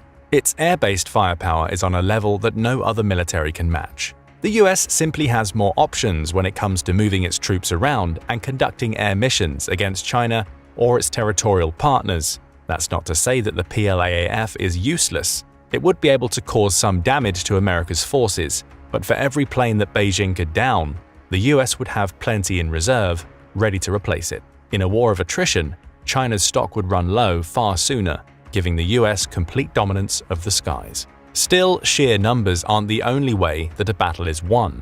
Quality of equipment is just as important, and what better place to look than the crown jewels of each country's fighters? For China, that crown jewel, at least right now, is the Chengdu J-20 Mighty Dragon, a stealth fighter that entered into service in 2018, following its maiden flight in 2011. It's a fifth-generation plane that was designed specifically to compete with America's F-22 Raptor. The plane is capable of a top speed of about 1,670 miles per hour and can fly for almost 2,800 miles before it needs to refuel. It has low jet engine intakes and is barely visible on a radar cross-section, making it ideal for sneak attacks. And it comes equipped with an active electronically scanned array, AESA, that transmits targeting data directly to its firing systems. Speaking of those firing systems, The craft comes equipped with an internal cannon that can be deployed during close-quarters combat. A pair of bays underneath the craft can hold several PL-10 air-to-air missiles, with another bay in its belly carrying larger PL-21 and PL-12CD missiles. In all, it's a flying death machine that can rain fire on an opponent through a combination of built-in guns and missile strikes. So it's no surprise that China is building as many as possible. Nikkei Asia even suggested that it built more J-20s in 2022 than the 187 F-22s that America manufactured, with plans in place to produce another 40 to 50 per year for the foreseeable future. Of course, not all of those craft will go straight into the PLAAF, with China having the opportunity to sell some. Still, it's an impressive fighter. And if its sole opponent in the US Air Force was the F-22 that it seems to have been built as a counterpart to, China would at least be able to claim parity with the United States. But it's not just the F-22 that China has to worry about. The F-35 is another of the US's best fighters, and the combined force of both would overwhelm the J-20. Where China is focusing most of its efforts on a single fighter, the US has two extremely advanced aircraft that give it more versatility. The F-22 is the closest to the J-20, with its top speed of about 1,500 miles per hour being just a smidge below the J-20's. It has an external radar cross-section, which makes it remarkably difficult to detect, and is able to supercruise. That means it's able to maintain supersonic speeds without the need for afterburners, making it even harder to detect. The thrust vectoring system built into the aircraft also makes it one of the most agile ever made. So even if the J-20 is faster than the F-22, it may not be able to hit it. It's worth focusing on the ability to supercruise a little more for a simple reason. The J-20 can't do it. In fact, none of the fighters in China's stock can, because they're all equipped with the WS-10 Taihang, a turbofan engine that delivers high thrust but can't maintain supersonic speeds without engaging afterburners. That's a problem for stealth operations. Whenever a craft engages its afterburners, it essentially gives the game away when it comes to its location. So for a J-20 to maintain supersonic speeds, it has to let the US know where it is. But for the F-22 and F-35, supercruising can be used to maintain high speeds, with a large weapons load, while the craft itself essentially appears as barely visible on most radar systems. As for the F-35, it's actually a touch slower than both the J-20 and F-22, being capable of hitting a top speed of 1,200 miles per hour. However, it has slightly more advanced avionics, the tech inside the craft, than the F-22. Both have advanced systems that include radar, sensors, and communication systems. However, the F-35 adds to that with a helmet-mounted display, which can show the pilot real-time information about both their plane and the surrounding environment. But the standout feature of this plane is its ability to take off from a very short runway before landing vertically. In other words, it's able to operate from bases that don't have large runways, such as assault ships and smaller airfields.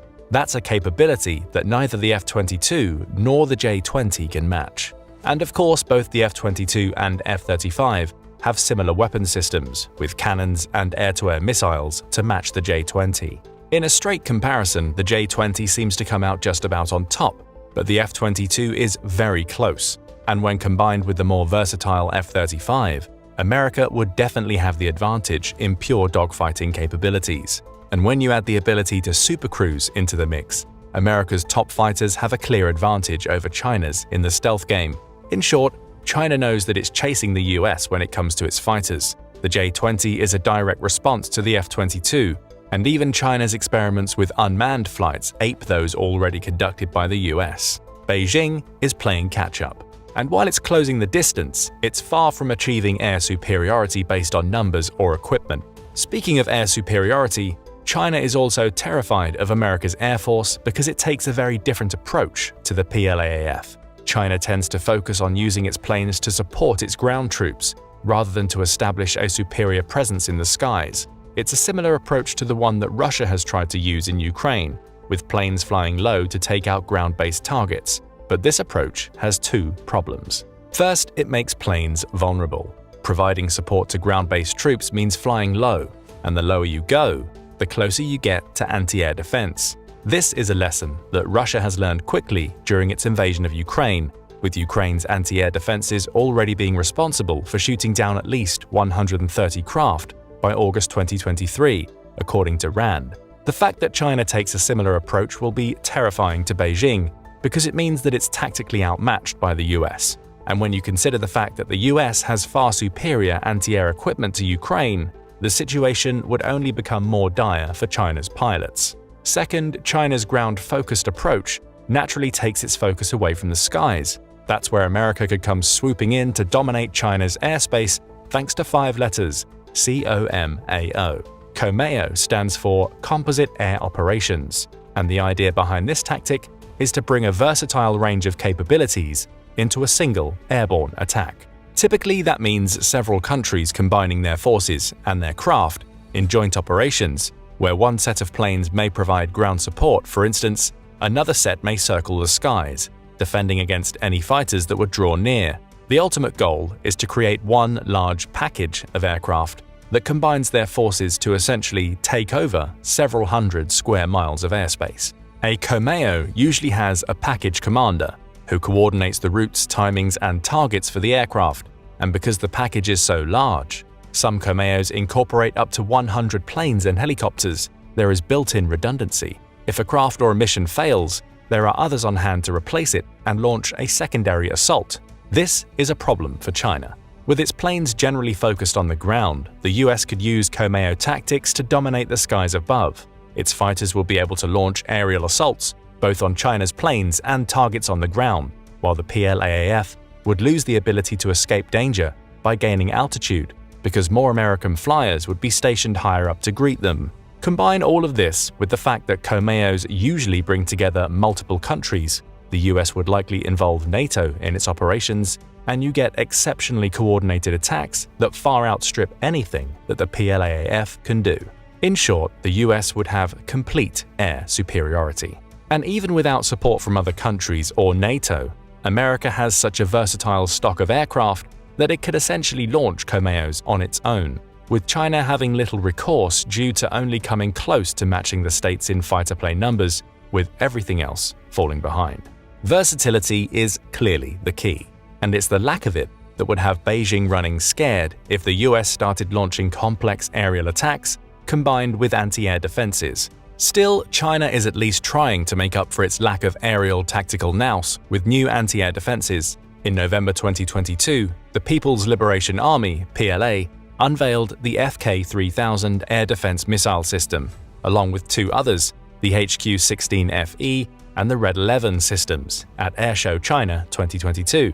It was the FK-3000 that stole the show, as it comes equipped with a powerful air defense missile that can deflect most standard ammunition used by fighter planes. Add to that a mini-missile designed to resist cluster bombs and a special transmitter to jam radio signals, and it's a powerful anti-air force. Even better for China, much of the vehicle that holds this weaponry is remote-controlled. That includes its transporter, erector, launcher, and radar (TELAR) platform, which holds a turret that can be fired remotely to fend off attacks. More support comes from a pair of auxiliary vehicles, again unmanned, that can handle ground combat to defend the main vehicle. The FK-3000 is impressive, but it can't do anything against America's fighters. Instead, it's designed to ward off attack helicopters, cruise missiles, and similar large targets.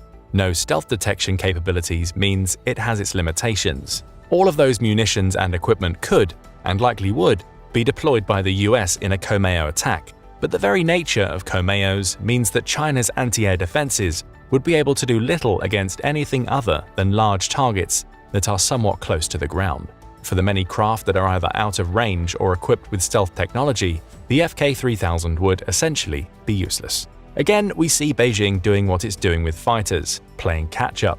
Of course, you could argue that the US couldn't launch an aerial attack from home soil to China. The distance is too great to fly from one country to the other, essentially protecting each one against the other's aerial forces, right? That's not the case. According to Al Jazeera, the United States maintains 750 bases around the world, with at least 220 of those bases being in Asian countries that could easily put the US into range. Japan is the frontrunner and a vital military partner to the US with 120 bases, South Korea coming in close behind with 73, Australia hosts 7, and will likely build more as its military ties to the US grow, with both Kuwait and Saudi Arabia having 10 US bases.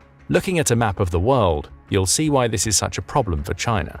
Combined, those bases offer coverage from the east, west, and south. China is essentially surrounded by major countries that hosts US troops and could, in the event of war, become launching points for COMEOs and other American aerial operations. In contrast, China only has one official remote military base located in Djibouti, meaning it's still not within range, and certainly not to the extent that America is to Beijing.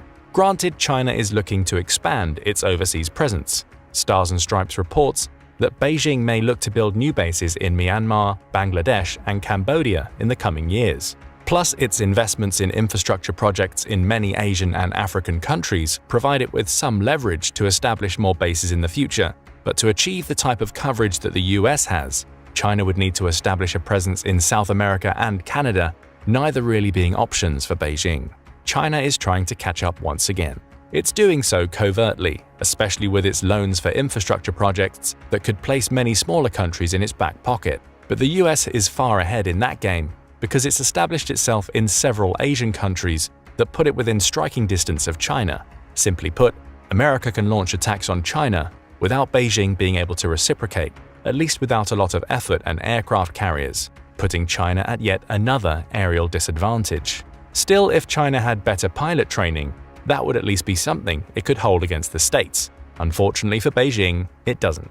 According to Air Education and Training Command, AETC, the US Air Force Academy pumps out over 3,400 cadets every year. Those cadets are training in the principles and techniques used to fly advanced planes and helicopters, in addition to receiving ground training, so they're at least somewhat effective if they're grounded. Some cadets also undergo officer development training, which improves their leadership and coordination skills. After completing this primary phase, the cadets are split into 3 groups, with each being an advanced training course focused on a specific type of craft. These groups include one for bombers and fighters, another for helicopter training, and yet another that teaches advanced operation of tankers and airlift planes. A fourth, and constantly growing, group is also selected to learn how to remotely fly unmanned craft. All told, a pilot cadet will get between 180 and 240 hours of flight training before they're deployed in the field, leaving them well equipped to handle almost anything thrown at them. As with everything else, the PLAAF lags behind in the training department. Beijing is aware of this too, which is why it's engaging in a concerted campaign to bring more Western influence into its training program. According to Sky News, the PLA started a recruitment drive in late 2022 aimed at attracting British military personnel to help train its pilots. The outlet says that around 30 former British pilots took the payday, with salaries reputed to be around £240,000, or approximately $300,000 per year. However, some are calling the move a breach of security. That makes sense. Not only do these British pilots have more experience than many of China's flyers, but they also understand Western aircraft. Who's to say they won't divulge secrets? This is obviously distressing news for all Western countries, including the US, but it's also an indicator that China is playing catch-up in training just as much as everywhere else. It wants to know how Western powers operate. It needs to find and benefit from experience that its own trainers simply don't have. And as long as it's offering so much money in exchange for that knowledge, it will be able to attract people who can improve its training outcomes. This could be a sign that China is getting desperate. And beyond splashing the cash to attract better trainers, it's also trying to force pilots through their training faster than ever before. In a July 2022 article, Le Monde reported that China had proudly proclaimed that cadets trained in the J-10, one of its multi-role fighters, had completed their training in 3 years rather than the standard 6. That was big news for Beijing. It had only started training pilots using the J-10s in 2010, with such a fast pilot turnaround being put down to an increased ability to conduct tactical training and live fore operations. But is that really the case? Or is Beijing making the same mistake that Moscow makes by failing to ensure that its cadets have enough flight hours to be effective once they're engaged in active warfare? What China claims as a victory in training efficiency could simply be a rush job that says something very different. We're scared of the US, and we need more pilots now. Beyond that, secrecy surrounds China's Air Force training, as it does with so much of the PLA's operations, with propaganda and the occasional news report being the main sources of what they actually do. Regardless, Beijing recognizes the superiority of Western training. If it didn't, it wouldn't be spending around $9 million per year on former British pilots. But even if the Brits can teach China a thing or two, there's one more reason for Beijing to cower in the face of America's aerial might: nuclear weapons. The US and China are both capable of launching nukes, with China's growing arsenal being an obvious cause for concern for all Western nations. However, the Center for Arms Control and Non-Proliferation (CAC) points out that it has extremely limited options when it comes to dropping nukes from the air. At best, it may be able to equip a plane with a nuke and hope to achieve a clean drop, but it's more likely that the plane will be shot out of the sky long before it delivered its payload. Beijing is trying to do something about this. The CAC reports that its development of the Zhan H-20 stealth bomber is likely to give it better nuclear capabilities from the skies, especially as its design is purposefully similar to the America's B-2 bomber. But that plane likely won't enter service until 2025 at the earliest, leaving China with no aerial nuclear threat until then. The US has that threat in abundance. Atomic Archive points out that the States has 2 bombers capable of launching nukes: the previously mentioned B-2A Spirit and the B-52H Stratofortress. What's more, it has 850 warheads, though not all being in commission, that it could launch from these planes. That stockpile is larger than the 350 total nukes that China is believed to have, which is already scary for Beijing. The fact that these bombs can be launched from the skies, likely out of the reach of any of China's anti-air defenses, is terrifying. Again, China is playing catch-up by trying to develop a bomber with similar capabilities. But until it has that and can manufacture at pace, the US will always hold the ultimate trump card if it somehow manages to lose in all other aspects on the aerial front. But based on what we've shared here, that isn't likely to happen. The US has more, better-trained pilots and far more aircraft than the PLAAF. It has superior tactics because it knows how to use its versatile fleet to conduct coordinated attacks designed to achieve air supremacy rather than simply support ground troops. Plus, thanks to the US having bases established in so many countries that surround China, it's far more capable of launching attacks over Chinese airspace than Beijing is over America's territory. And even if all of that superiority fails to deliver an aerial victory for the US, it can always press the big red button and launch nukes from the sky to devastate China. It's no wonder that China is running scared. The only worry for the US Air Force is that China is trying to run toward it rather than away. With all of its investment into military modernization, coupled with Beijing's willingness to spend big to attract pilots, we may see China becoming a stronger aerial force in years to come. But what do you think? Is China right to be terrified of America's aerial capabilities? Or does it have some way to mitigate them that we haven't explored here? As always, tell us what you think in the comments section. Thank you for watching the video, and don't forget to like and subscribe for more military content from military experts. India has lured China into a trap. For years, the 2 powerhouse nations have been involved in a cat-and-mouse battle to gain ascendancy over the much-coveted Indian Ocean region. Only now, through canny political maneuvering and the signing of many trade and military treaties, Indian Prime Minister Narendra Modi has outwitted his Chinese counterpart Xi Jinping, all of which has put India in pole position to control one of the most sought-after areas in the world. Make no mistake though, this isn't something Beijing will take lying down, and it's something the rest of the world will ignore at its peril. At this point in the video, you would be forgiven for feeling slightly confused. Aren't China and India partners in one of the biggest intergovernmental associations in the world, BRICS? The answer is, of course, yes. So why have India and China become embroiled in what many see as dangerous Cold War-style posturing and rhetoric, not to mention a huge buildup of military and strategic strength? In a geopolitical context, the answer to that question is as murky as it is complex, but the ultimate goal is simple enough to explain: the aforementioned riches associated with the Indian Ocean and everything that goes with it. The importance of this region and who ultimately controls it is nothing new, however. Way back in 1897, Alfred Thayer, an admiral in the US Navy, made this bold prediction: whoever controls the Indian Ocean will dominate Asia. The destiny of the world will be decided on its waters. From as early as the 3rd century BCE, the Indian Ocean trade routes have connected Southeast Asia, India, Arabia, and East Africa. At present, more than 2/3 of the world's oil is transported through the region's waters. But it's not just oil exports that rely on the crucial trade route, but coal exports too.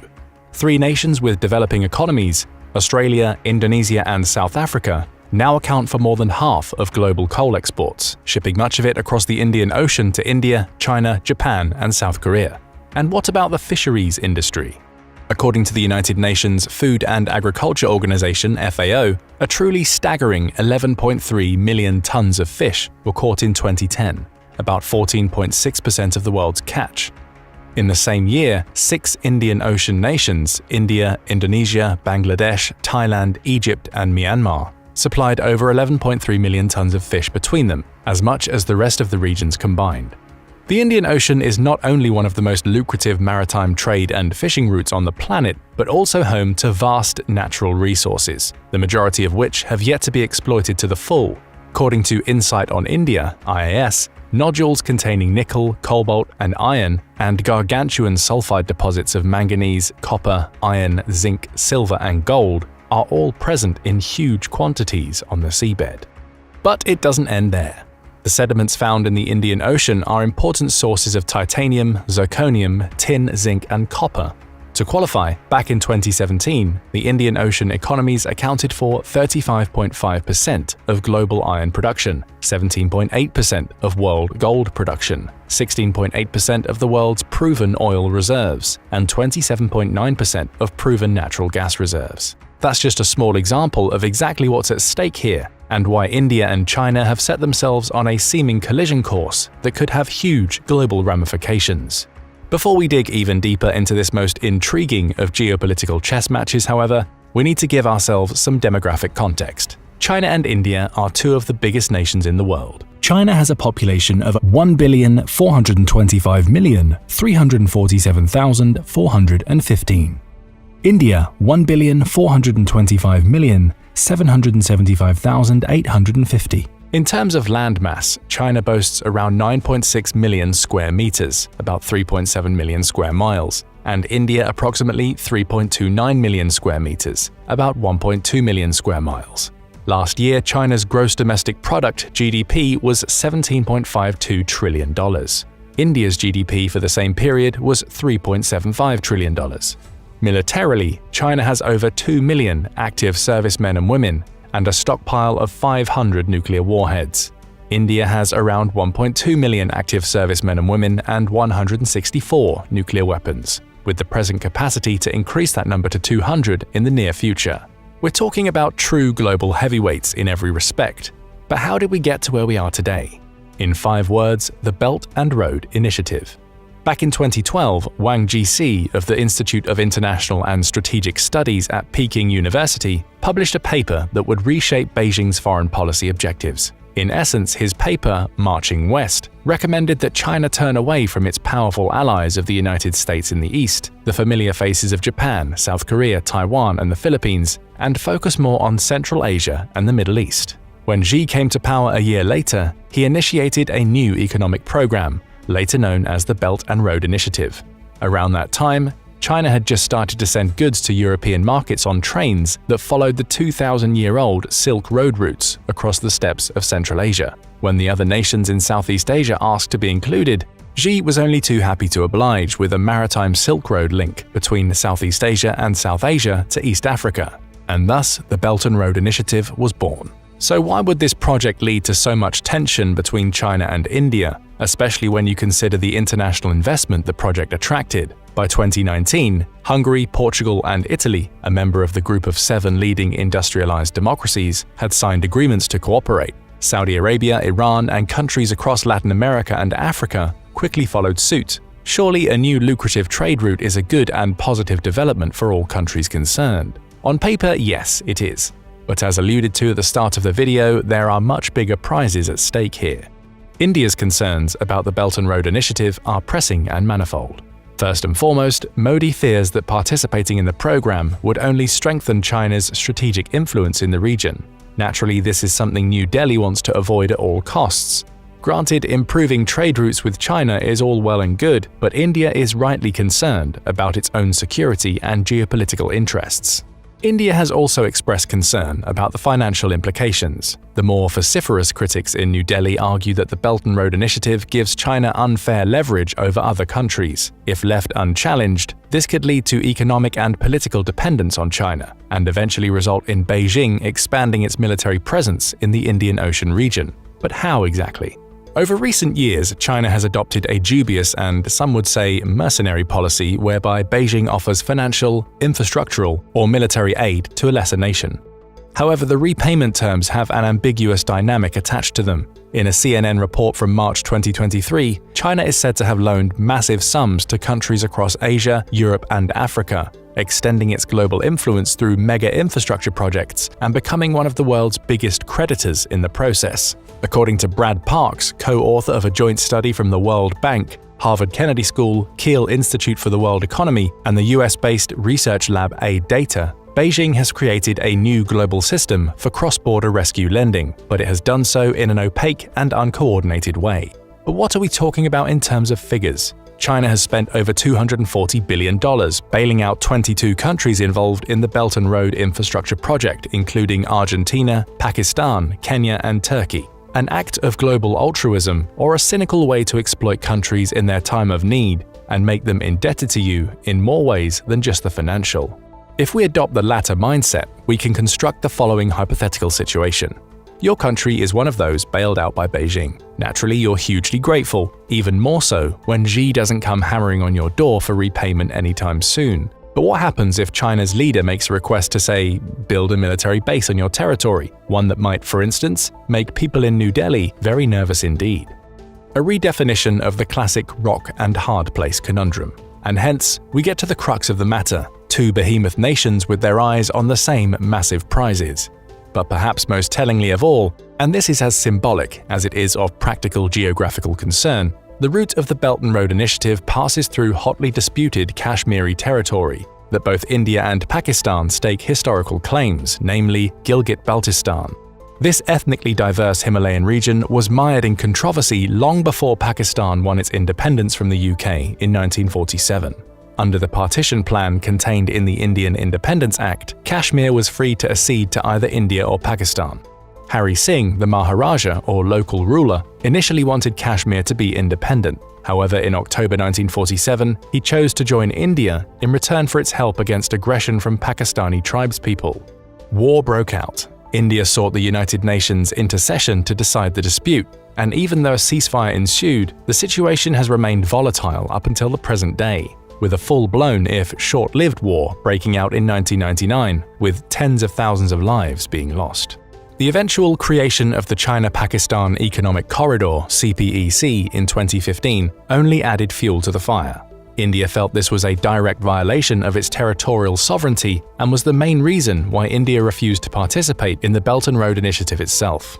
Fast forward to today and tensions are still running high.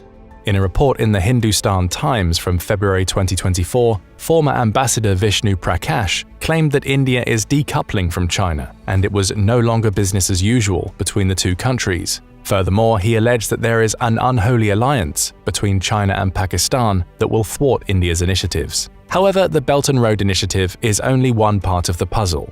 As we'll shortly explain, both countries have been incredibly active in recent decades. Slowly but surely, they have attempted to gain a strategic stranglehold on the region. If China made one move, India was quick to react with a move of their own. And while China may arguably have the stronger allies, it's India who looks to have put the better military strategy into place to secure their short, medium, and long-term objectives. At the top of the video, we made a pretty bold and wide-reaching claim: India has lured China into a trap. But in every game of cat and mouse, there is constant pursuit, near captures, and repeated escapes. Never more so than when the diamond necklace and string of pearls strategies collided. Confused? Don't worry. Despite the somewhat elaborate imagery conjured by the respective names, these two strategies are easy to understand, especially if you visualize a map with a diamond or pearl adornment draped around the countries involved. Firstly, let's look at China's so-called string of pearls strategy for the Indian Ocean region. According to a report from China Briefing, China is primarily focused on strengthening its ties with Sri Lanka. Why? Simply put, China needs to secure foreign oil and trade routes that are critical to its expansion in the area. How? by establishing an increased level of influence along sea routes through investment, port development, and diplomacy. These investments extend from Hainan Island in the South China Sea through the littorals of the Straits of Malacca. It includes port developments in Chittagong, Bangladesh, Sittwe, Koko, Hyanggi, Khaokpyu, Mergui, and Sadekhi Kyun in Myanmar, Liam Chabang in Thailand, and Sihanoukville in Cambodia. A wide net indeed. To give you a better idea of the scale of the strategy, these routes run across the Indian Ocean, Sri Lanka, the Maldives, Pakistan's Gwadar port, and islands within the Arabian Sea, and into the Persian Gulf. But it hasn't all been plain sailing, far from it, and as the old saying goes, necessity is often the mother of creation. The lack of progress on the Kra Canal project in Thailand, which would directly link the Indian Ocean with the South China Sea, has been cited as a motivating factor in the development of this policy.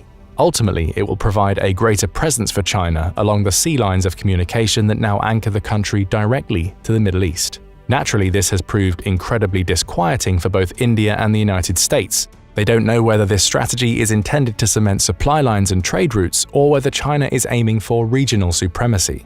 But if history teaches us anything, it's best to plan for the worst eventuality.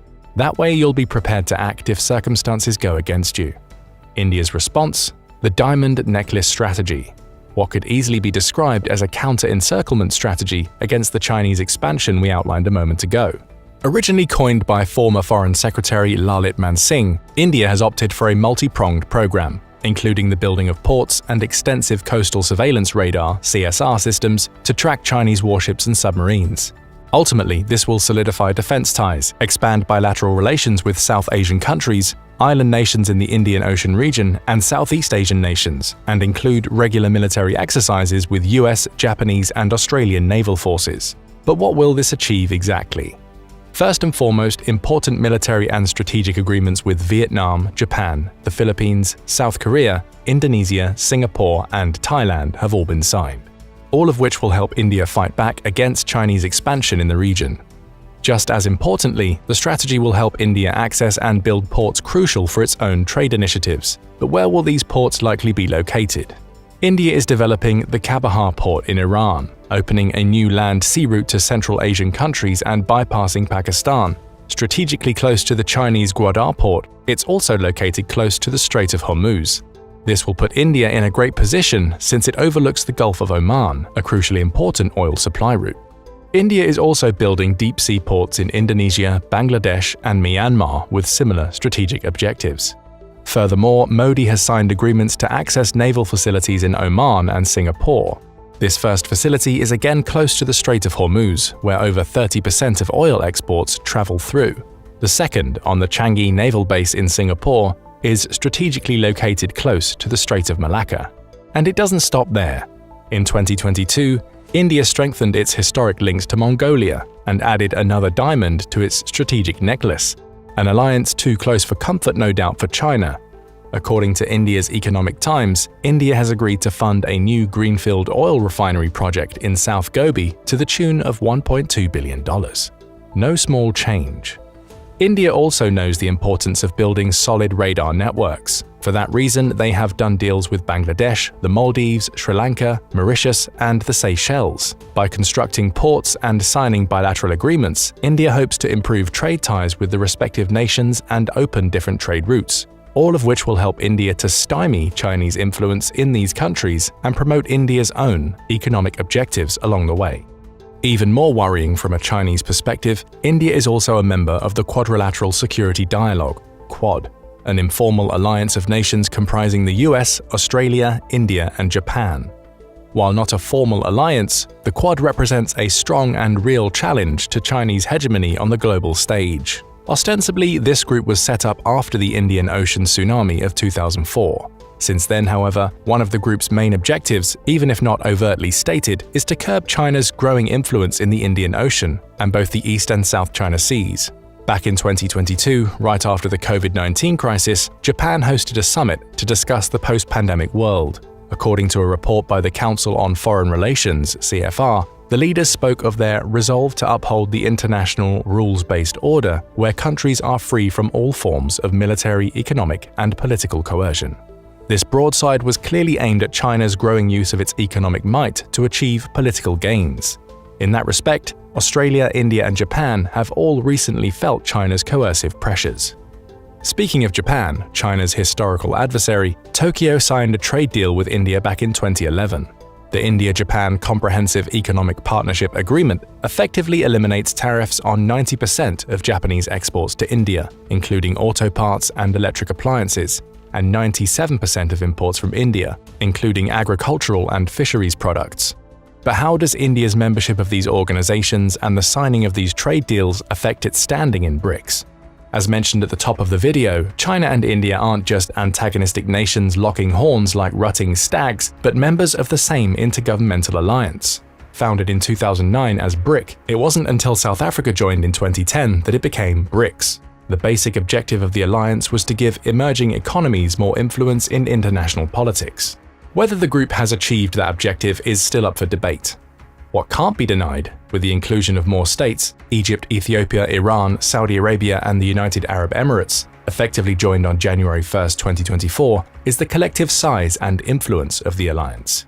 Let's give you the facts and figures to back that claim up. The expanded group has a combined population of about 3.5 billion, or 45% of the world's inhabitants. Their economies are worth more than $28.5 trillion, or about 28% of the global economy. Over recent years, however, India has been an increasingly marginalized voice in the BRICS structure. Why? Quite simply, India has become involved with too many strategic partnerships. As a result, Modi has often found himself to be the odd man out when it comes to making many key decisions. In short, you can't be everybody's friend and ally, and it's impossible to keep Washington, Moscow, and Beijing happy when pursuing political, economic, and military agendas diametrically opposed to each of their best interests. So has Modi spread India too thin and in the process watered down the country's influence in key strategic decision-making on a global level? And do the other member states of these organizations now see India as an unreliable ally? The answer? Probably. But high-stakes political maneuvering is nothing if not a tightrope act. After all, the rewards are huge. Let's look at an illustrative example from the Quad Summit mentioned above. Naturally, Russia's invasion of Ukraine and the humanitarian crisis in Europe it precipitated were high on the agenda. Tellingly, India found themselves in an incredibly awkward situation again, and for all the wrong reasons. As soon as Putin launched his invasion, all member states, apart from India, imposed brutal sanctions on Russia. But not only that, Modi failed to publicly condemn Putin's actions to the wider international community. Like Pakistan, India abstained from joining a UN resolution. To put that into the appropriate context, only Belarus, Eritrea, North Korea, and Syria openly refused to sign the resolution. Hardly the best company to be keeping in the broader global context. And again, we have to ask the reason why. India is buying oil from Russia at a heavily discounted rate. While a report from Outlook contends that this is a means to secure India's energy security interests and shouldn't therefore be politicized in any way, shape, or form, it doesn't look good to the watching world. And it's something that won't have escaped Beijing's notice. With that in mind, what of India's future in BRICS and the other alliances it has joined in recent decades? For the time being, it looks as if Modi will keep to the status quo if possible, as he sees membership in organizations with such opposing strategic objectives as an unavoidable inconvenience. Whether that will lead to uncomfortable compromises or unavoidable confrontations later down the line remains to be seen. More important for India is its continued expansion and vigilance, as the global stakes couldn't be any higher. Now we are coming to the end of the video, we have a much clearer picture of the current situation and just how India has reacted to China's expansion into the Indian Ocean region. Through the tireless work of its leader, India has responded to each geopolitical roll of the dice with a decisive move of its own. Be it in strategic, militaristic, economic, or political alliances, the diamond necklace looks as if it could put China on a tight leash for many years to come. But what do you think about the state of play at the present time? Has India really drawn China into a trap with its military strategy? Or do you think Beijing has something else up its sleeve? With so much at stake, is an outbreak of hostilities between the two nations now almost inevitable? If so, who would come out on top? Both have powerful allies in the region, and both are huge military powers in their own rights. Will the United States and Russia intercede? We only need to look at the destabilizing international effect of the war in Ukraine to know that another conflict is in no one's best interests. Tell us what you think in the comments, and don't forget to like and subscribe for more military content from military experts. In the summer of 2021, China sparked great alarm in Washington when it tested hypersonic missiles. Some in the United States even feared that this test was another Sputnik moment. General Mark Milley, chairman of the United States Joint Chiefs of Staff, denied that the test was a Sputnik equivalent, but said it was very close to that. How real is this fear? What does the nuclear balance of power between the United States and China look like? If the unthinkable happened, what could a nuclear confrontation between the two look like? Let's begin. China has grown immensely wealthy over the last few decades, especially since it joined the World Trade Organization in 2001, and Beijing has used large portions of its enriched coffers in the drive to create a world-class military capable of competing with the United States. China's naval and air capabilities have increased enormously, but Beijing is now keen to share the love with its nuclear forces as well. China was one of the recognized powers in the Nuclear Non-Proliferation Treaty, which went into effect in 1970. However, it had always had a limited nuclear capability compared to the true nuclear superpowers of the time, the United States and the Soviet Union. It had few ways of delivering nuclear weapons beyond ICBM launchers and silos, and had a small number of active warheads. That has begun to change at a rapid pace in the last couple of years. In 2020, the United States estimated that China had a little more than 200 nuclear warheads. By the end of 2022, however, China had doubled that number. If Beijing continues its nuclear buildup at this pace, it could have about 1,500 nuclear warheads by 2035. However, China is not only building up the number of warheads at its disposal, but the means of delivering them. In 2021, China appeared to be building 200 new nuclear missile silos in its Gansu and Xinjiang provinces. However, China understands that these silos are easy targets, so it's also building more road-mobile ICBMs, new ballistic missile submarines, and new bomber-delivered nuclear weapons. In other words, China is trying to create an effective nuclear triad of its own in a bid to protect its nuclear capability and, if need be, enhance its offensive nuclear potential. China completed the triad with its deployment of the nuclear-capable Zhanhong 6 bomber in 2020. Meanwhile, China conducted 135 ballistic missile tests in 2021, more than every other country in the world combined. The biggest buzz, though, went to its hypersonic test that summer. The July 2021 test featured a hypersonic missile that encircled the world before hitting its target. It flew for a total of 40,000 kilometers, the longest flight of any Chinese land attack weapon on record. At this point, it's always important to clear away some of the cobwebs. Hypersonic missiles, projectiles capable of exceeding Mach 5, are not new. Traditional ICBMs have long exceeded these speeds. What would make China's 2021 weapon new is its combination of a fractional orbital bombardment system, FOBS, with a hypersonic glide vehicle, HGV. A FOBS works by flying into low Earth orbit to an altitude of about 240 kilometers. This allows the device to remain below the line of sight of radar systems designed to pick up the arc of traditional ballistic missiles. Then, before completing a full orbit, the FOBS turns around and performs a retrograde engine burn, slowing its speed so that it will intersect with its designated target. The end result is that a FOBS can strike from an unexpected direction. For example, a missile launched to low orbit over Antarctica can turn around and hit Alaska. The Soviet Union experimented with these systems in the 1970s, but work on FOBS was abandoned after the SALT II treaty banned them, and Soviet submarines became more capable of launching ballistic missiles. China is interested in picking up where the Soviet Union left off, however. Beijing partially sees this as a necessity, thanks to greater American investment in missile defense systems following its withdrawal from the 1972 Anti-Ballistic Missile Treaty in 2002. The second component of the system, the HGV, makes the FOBS even more unpredictable. Glide vehicles differ from traditional weapons in how they move toward their targets.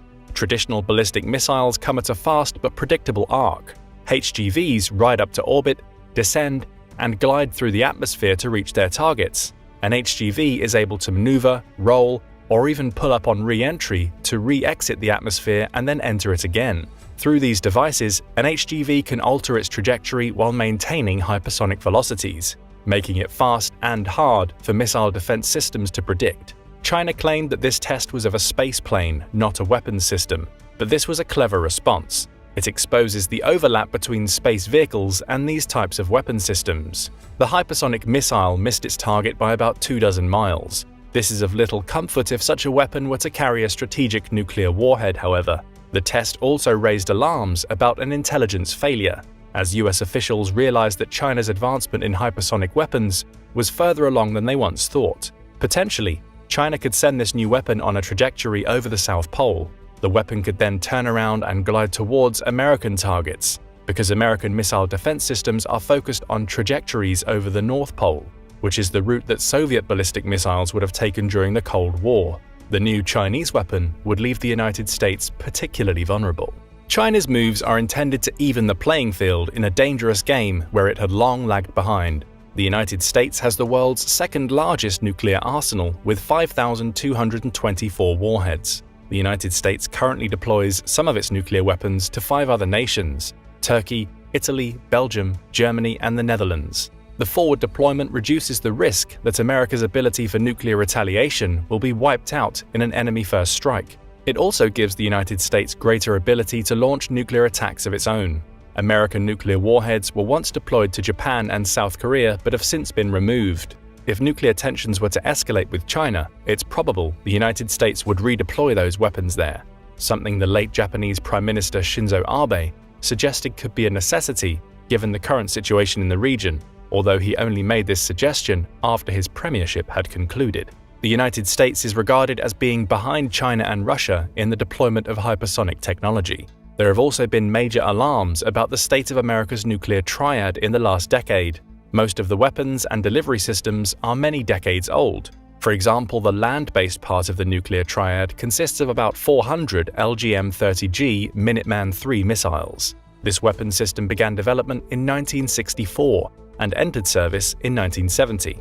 It's currently the only land-based ICBM in the United States military, and the Air Force plans to use it into the 2030s. Some of the United States land-based ICBM systems are so old that until 2019 they used 1970s-era floppy disks as part of the command and control system. Other parts of the IT system are as old. While this has the advantage of not being vulnerable to cyber warfare, it also means the system is expensive to maintain, as modern engineers are unfamiliar with it, and the Air Force has increasingly needed to rely on costly civilian specialists to maintain the old architecture. The United States maintains a significant lead over China in the realm of submarine warfare. However, its Ohio-class ballistic missile submarines are also old, with their plans originating in the 1970s, and the first vessels being launched in the early 1980s. Meanwhile, the United States has only 20 active bombers capable of delivering nuclear weapons. Its fleet of B-1 and B-52 bombers were once capable of doing this, but were altered to be conventional only in the 1990s. But these weapons platforms are also old anyway. In recent years, the United States has acknowledged that it allowed its nuclear capability to atrophy following the end of the Cold War. During the Obama administration, the United States made plans to modernize the nuclear triad, which took more concrete shape during the Trump administration. It consisted of a $1.2 trillion plan between 2017 and 2046, including $772 billion for the modernization of strategic nuclear delivery systems, $25 billion for tactical nuclear delivery systems, and $445 billion for facilities needed for the operation of the new nuclear triad. One of the primary weapons in this new arsenal will be the Minuteman III's successor, the LGM-35 Sentinel, which the Air Force plans to have ready by 2030. The Sentinel will come with new silos and a new command and control system. The United States is also working on a replacement for the Ohio-class ballistic missile submarine. This will be the Columbia-class submarine, set to launch in 2031, with 12 of the new vessels planned for construction. So important is this goal that the Navy has identified the Columbia-class submarine as its top priority program, a nod to how vital the US submarine fleet is to deterring China's ambitions. Each Columbia-class submarine will be able to carry up to 16 Trident D5 missiles, each of which can potentially carry 12 Mark IV re-entry vehicles. Although the United States has phased out these multiple re-entry vehicles on its nuclear ballistic missile since 2014 to comply with the New START treaty with Russia, the missiles can be re-equipped with them if the need arises. China is not a member of the New START treaty. Finally, there is the coming B-21 Raider bomber, which is set to replace both the B-1 Lancer and the B-2 Spirit. The Raider was rolled out to photographers for the first time in December 22 and is scheduled to enter service in 2027 with a maiden flight expected in the remaining months of 2023. The Air Force plans to purchase up to 145 B-21s, depending on the plane's engineering and manufacturing development. As the successor of the B-2, the B-21 will be capable of delivering nuclear weapons like the B-61 and B-83 bombs. The United States has also been trying its best to catch up in the hypersonic missile race, and may have closed the gap. In October 2022, the United States launched a test of several hypersonic missile components. These included communications and navigations equipment and a glide vehicle that can withstand the friction generated by moving at hypersonic velocities. The test was designed to validate aspects of the Navy's conventional prompt strike and the Army's long-range hypersonic weapons program. The Pentagon considered the tests a success. For now, these programs are only experiments, and the Pentagon has still not made a formal decision to acquire hypersonic weapons, according to the Congressional Research Service. Still, the Defense Department spent $4.7 billion on hypersonic weapons research in fiscal year 2023, up from $3.8 billion in fiscal year 2022. Adding these weapons to the United States' traditional nuclear arsenal seems inevitable. How might nuclear war break out? China officially has a no first-use policy when it comes to nuclear weapons, even if its nuclear forces are attacked by conventional enemy forces. Only in the case of a nuclear weapons strike, officially, would China use its own nukes to retaliate. This policy started with its first nuclear test in 1964, when China declared it will never at any time or under any circumstances be the first to use nuclear weapons. This policy was reaffirmed in a classified Chinese document for the operators of China's nuclear forces, where it put repeat reminders about its no first-use policy. However, there is skepticism in Washington. The document, called The Science of Second Artillery Operations, has a section concerning what Chinese nuclear forces should do if a strong military power possessing nuclear-armed missiles and an absolute advantage in high-tech conventional weapons is carrying out intense and continuous attacks against our major strategic targets, and we have no good military strategy to resist the enemy. This strong military power is clearly the United States. The document suggests that Chinese nuclear forces should lower the threshold in this scenario and put its nuclear weapons on alert.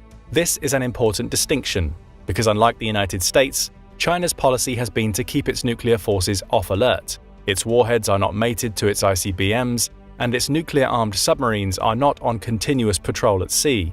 This suggests that China takes its no first-use policy seriously. By putting its nuclear forces on alert, China would hope to deter the United States from taking further military action and to not use its nuclear weapons in a potential first strike, which may be tempting as military tensions escalate, given the still small size of China's nuclear arsenal in comparison to that of the United States. However, the document's addition of the notion that China could use nuclear threats to compel the United States to stop a conventional attack made Dr. Gregory Kalaki, the China project manager at the Union of Concerned Scientists, uneasy. The use of nuclear threats to stop a conventional attack can slip into escalation if conventional fighting breaks out. Within the confined and disputed waters of the South China Sea, there are many places where this can happen. It would not necessarily take something as dramatic as a Chinese invasion of Taiwan. An accidental encounter in the South China Sea, such as during one of the United States' Freedom of Navigation operations, FONOPs, could be the trigger to a broader conflict via miscalculation. Close military calls between the United States and Chinese armed forces have happened during these FONOPs before, as China becomes more and more aggressive in asserting its territorial claims in the area, claims that the United States does not recognize. Suppose it's the year 2031. The United States and China are at a standoff over an attempted blockade of the South China Sea's shipping lanes to Taiwan or another American ally in the region. A FONOP leads to a protracted firefight between vessels of the United States Navy and the PLAN. If conventional conflict escalates enough, or if China's leaders consider themselves threatened enough, nuclear readiness of the like Dr. Kalaki suggested could cause further tensions and make one of the two sides believe that the other is going nuclear. For the United States, the threshold for a nuclear strike is lower than one would believe. It does not have a no first-use policy. Authorization to use nuclear weapons can only come from the president. Critics suggest that this should be changed and that further restraints should be placed on the president. But for now, the president can authorize a nuclear strike at any time and for any reason. The only limitation to this authority would be under the laws of armed conflict. For example, if the attack would cause unnecessary humanitarian suffering, or if the attack's target is not a military necessity, the order could be disregarded.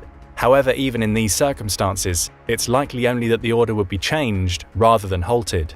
So if the president believes that China will disregard its no first use policy and resort to nuclear weapons in order to stop a conventional conflict between it and the United States, American nuclear weapons may take to the skies. Once conventional pressures heat up, the impetus to respond and create a nuclear first strike could become acute if the United States believes its missile defense systems will be overwhelmed, or if China believes that it will lose its ability to retaliate thanks to its relatively small nuclear arsenal. Preventing this from happening would require seemingly trustworthy communication between two sides that have already been shooting at each other. How might a nuclear war go? Even with its aging triad, the current nuclear balance of power favors the United States, especially beneath the waves. The United States currently has 14 Ohio-class ballistic missile submarines. Each can carry up to 20 nuclear-armed ballistic or cruise missiles. Some of these are deployed to the contested waters in the Indo-Pacific region. If a nuclear confrontation were to break out with China, the submarines would give the United States its greatest advantage. China is far behind the United States when it comes to underwater warfare.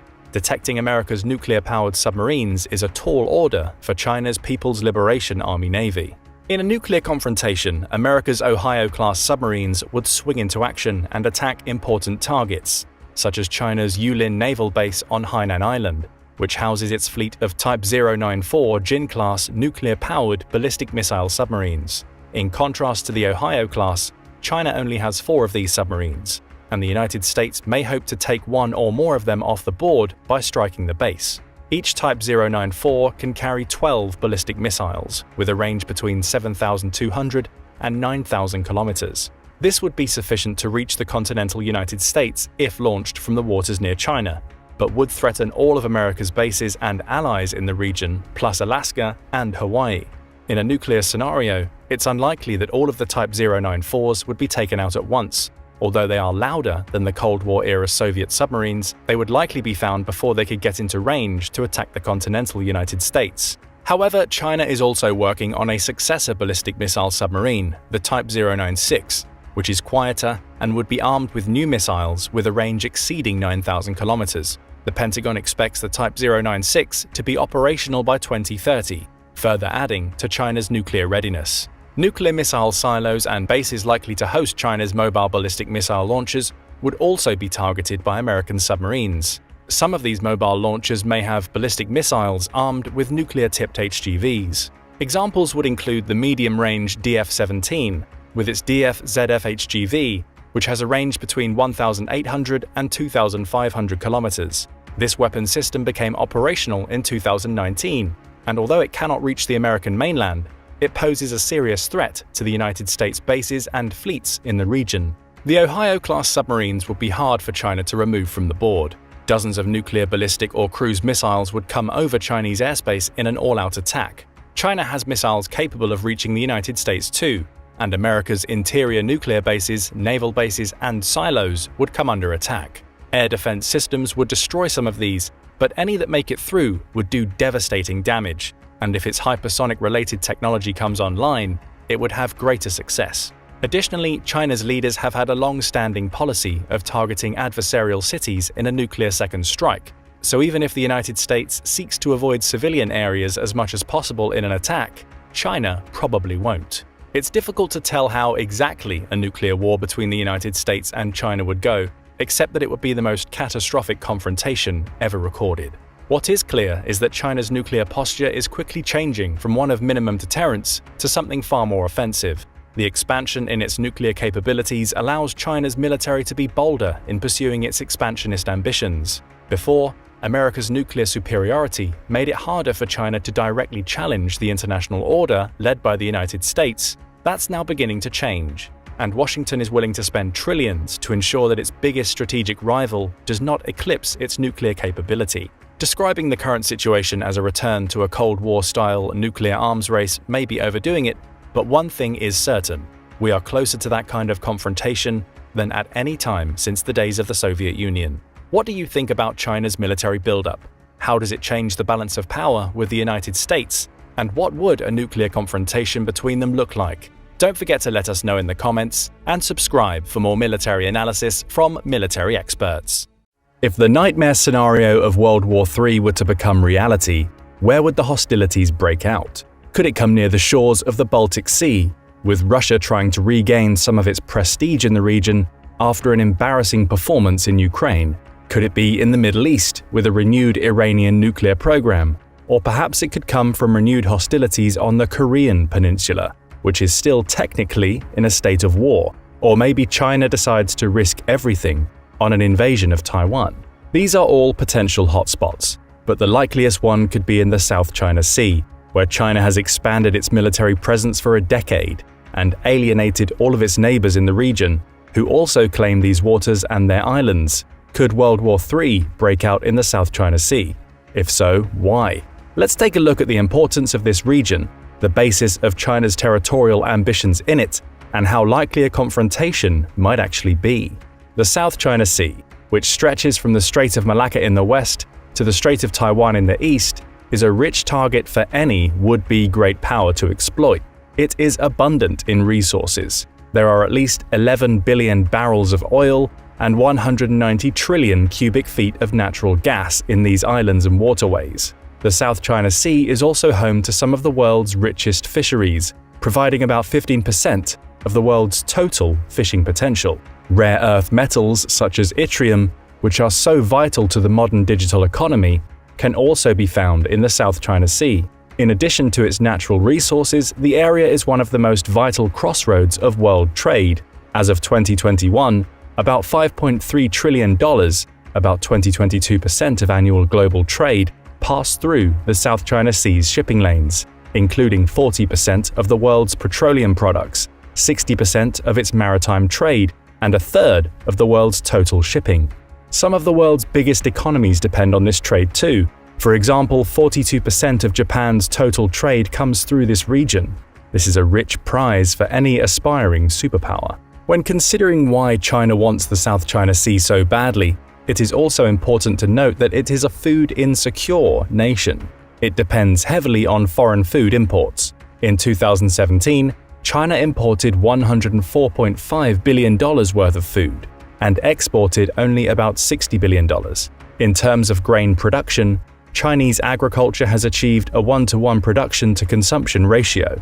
However, it lags behind its rivals like the United States and Australia, which produce 1.4 times more grain than they consume.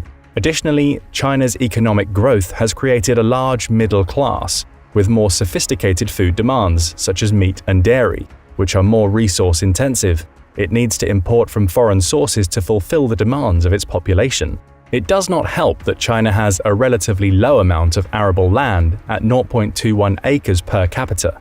Environmental damage from decades of communist mismanagement makes matters worse. 15.5% of China's groundwater is so polluted that it cannot be used in any setting, and widespread soil contamination has destroyed millions of acres of otherwise arable land, especially in the country's southern provinces.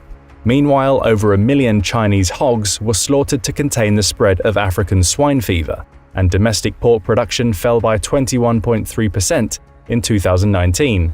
Meanwhile, pork imports from the United States increased by 258%. To make matters worse for Beijing, even though China is the world's largest producer and exporter of fish, it is also still the world's third largest fish importer, and Chinese fisheries have been stressed by overfishing. In 2013, the Chinese leadership acknowledged that the country would require moderate imports of food to meet its consumption needs. In this light, it is not surprising that China would want to increase its food security. Seizing the fisheries in the South China Sea is only the most obvious method of expansion of its food production capacity. Controlling the shipping that is so vital to its food supply is a no-brainer for Beijing. China also became the world's biggest energy consumer in 2010. In 2013, China became the world's largest net importer of crude oil, and its energy demands have only grown in the decade since. It must remain able to access the South China Sea's shipping lanes to ensure this energy supply. Bottom line, whoever controls the South China Sea also controls its resources and the economies of the nations that rely on the shipping that goes through its waters. It is therefore not surprising that China made moves to expand its influence in the region when its military became more capable. How has China justified these moves? Beijing cites historical reasons. Its modern claims on 90% of the South China Sea's waterways are based on the so-called 9-dash line map. The map originated in 1947 when, in the aftermath of World War II, a Chinese cartographer named Yang Huairen drew a map of 11 dashes, which extended from the waters east of Taiwan through the South China Sea almost to Malaysia and up the Vietnamese coastline all the way to the Gulf of Tonkin. This map was drawn under the nationalist government which ruled the then Republic of China. 2 years later, the Communist Party of China, led by Mao Zedong, overthrew the nationalists and took control of the Chinese mainland. Mao subsequently redrew the map to 9 dashes and abandoned the claim on the Gulf of Tonkin, but the basic scheme remained intact. China tries to justify the 9-dash line's legitimacy on historical grounds. It claims that it was the great power in the area and had run the waters before it suffered from unjust imperialism at the hands of the Western powers and Japan in the 19th and early 20th centuries. Records of Chinese control and development of the Spratly Islands in particular supposedly stretch back to the 2nd century BC. More concrete Chinese claims come from the Cairo and Potsdam declarations during and after World War II. These supposedly had China reclaiming sovereignty in the South China Sea's islands. The formal peace treaty with Japan in 1951 and the San Francisco Conference Statement in 1958 also had China reiterating that the South China Sea territory was its own. However, these claims were and are regarded as unfounded by the international community. The dispute in the South China Sea therefore gives credence to the realist theory of international relations, where self-interested states compete with one another in an anarchical environment. China's claim on the area are unrecognized, so it is asserting itself by force and daring anyone to try and stop its ambitions. After all, there is no policeman to call on in an international setting and no court of law with any real power beyond what states themselves give it, as we will soon see. The 11 and 9-dash line maps were of little consequence in the first few decades after they were drawn. China had suffered from nearly 150 years of invasion, civil war, and the famines and purges Mao imposed with the Great Leap Forward and Cultural Revolution. China was therefore in no position to enforce the claims of its 9-dash line. However, Beijing indicated early on that it was willing to use force to back up its otherwise spurious claims. In 1974, China seized control of the Paracel Islands from the then existing country of South Vietnam, killing more than 70 South Vietnamese troops in the process. The following year, the Vietnam War ended, and the country reunified under the North's rule, and the North inherited the claim to the Paracels, which it disputes with China to this day. The Paracels are relatively close to the Hainan Island, which is officially recognized Chinese territory. But as China got economically and militarily stronger after Mao's death in 1976, it got bolder in enforcing its claims further afield. In 1988, China and Vietnam fought in the Spratlys, and Vietnam again got the worst of the engagement, suffering the loss of 60 sailors and 3 ships. China also fought with the Philippines in the Mischief Reef incident of 1996, where 3 ships from the Chinese Navy fought a 90-minute battle with a Filipino gunboat in the Spratly Islands. However, China's modern posture in the South China Sea dates to 2012, when it unilaterally seized control of the Scarborough Shoal, a territory in the Philippines recognized exclusive economic zone. Standoffs and warning shots between China and the Philippines had occurred in 2011, but the situation escalated dramatically in April 2012. On the 8th, a Filipino Navy surveillance plane spotted 8 Chinese fishing boats in the Scarborough Shoal. On the 11th, the Filipino Navy had a standoff with China's Navy. China eventually won this contest when, on July 18th, it blocked Filipino ships and fishing boats from entering the Scarborough Shoals lagoon. It has effectively administered the area ever since. The Philippines took China to the Permanent Court of Arbitration in The Hague in 2013, and in 2016, the court ruled in the former's favor, dismissing any claim that China had over the territory in the South China Sea and invalidating the 9-dash line entirely. Did this stop China from advancing its claims in the area? You know the answer to that. Beijing's attitude was that the court made its ruling, Good luck in enforcing it. China not only disregarded the international court's ruling, but it accelerated its plans to dominate the South China Sea. From 2013 to 15, it began building artificial islands in its positions in the Spratly Islands. It soon began militarizing these areas. In March 2022, US Indo-Pacific Commander Admiral John C. Aquilino announced that China had fully militarized at least 3 of the islands it had built several years earlier. These islands were Fiery Cross Reef, Mischief Reef, and Subi Reef. The new fortresses boasted airfields with fighter jets and which were even capable of hosting bombers. The islands also housed anti-ship and anti-aircraft missile systems. Laser and jamming equipment were also features in these islands. The military buildup came partially in response to the United States Freedom of Navigation Operations (FONOPs) in the area. These operations and China's response to them pose one of the biggest risks for war. In 2022, Aquilino was in the thick of the action. He spoke with the Associated Press reporters on a US Navy reconnaissance plane, a P-8A Poseidon, that flew close to the Chinese island fortresses. Chinese military personnel contacted the plane and warned it to leave. China has sovereignty over the Spratly Islands, as well as surrounding maritime areas. Stay away immediately to avoid misjudgment. The American pilot responded like so: "I am a sovereign, immune United States naval aircraft conducting lawful military activities beyond the national airspace of any coastal state. Exercising these rights is guaranteed by international law, and I am operating with due regard to the rights and duties of all states." The implication was obvious. China claims that the islands it built are its territory and that it has the right to defend them. The United States says that they are not, and proceed under the assumption that they are not. Maintaining freedom of trade and navigation on the world's waterways has long been one of the United States military's primary missions. To maintain freedom of navigation in the South China Sea and deter China from growing even more aggressive there, the United States has conducted its FONOPs since 2015. These operations can take one of 2 forms. In the first form, they may simply be transit exercises. In the second, they may be explicit military exercises. The United States does not notify or seek China's approval when it conducts these operations within its supposed 9-line territory.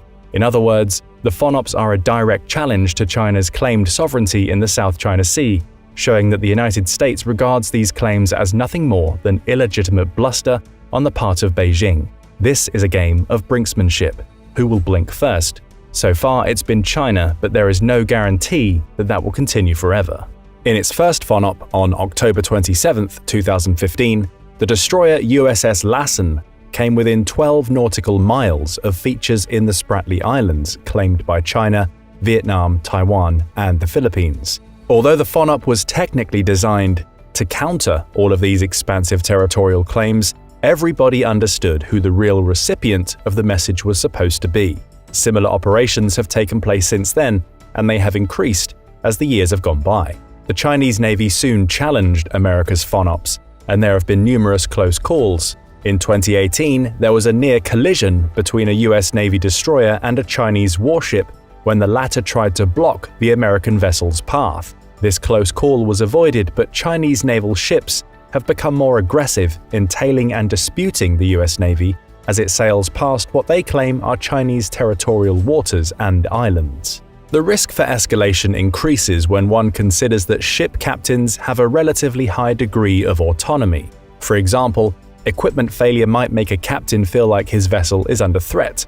Faulty communications, equipment, or radars could present an incomplete picture of events, giving the ship's captain what he believes are limited options to protect the vessel and its crew. In such confusion, human nature tends to default to assuming the worst. There is precedent for a close call between the US and Chinese armed forces. In April 2001, an American reconnaissance plane collided with a Chinese fighter and was forced to make an emergency landing on Hainan Island. China detained the plane's crew for 11 days as Washington and Beijing blamed each other for the incident and disagreed over the terms of a resolution.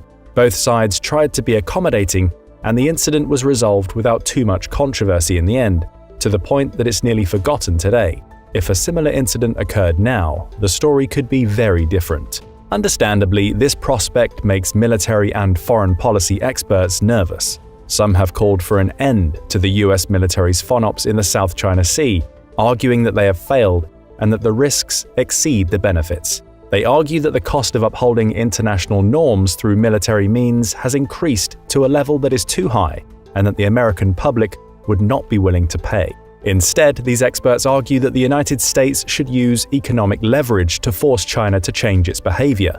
There is recent precedent for this. In 2020, the United States Commerce Department sanctioned 24 Chinese companies for their behavior in the South China Sea, prohibiting the sale of certain exported goods. The State Department joined in the effort and announced that individuals in those companies would also be prohibited from obtaining visas to enter the United States. However, there are severe limits to this approach. Most of the companies in question did not source any of their materials from the United States, and the visa restrictions are altogether toothless. It's hard to conclude that completely ceding the military realm in the South China Sea to China's much less capable neighbors will encourage Beijing to alter its expansionist policy in the region.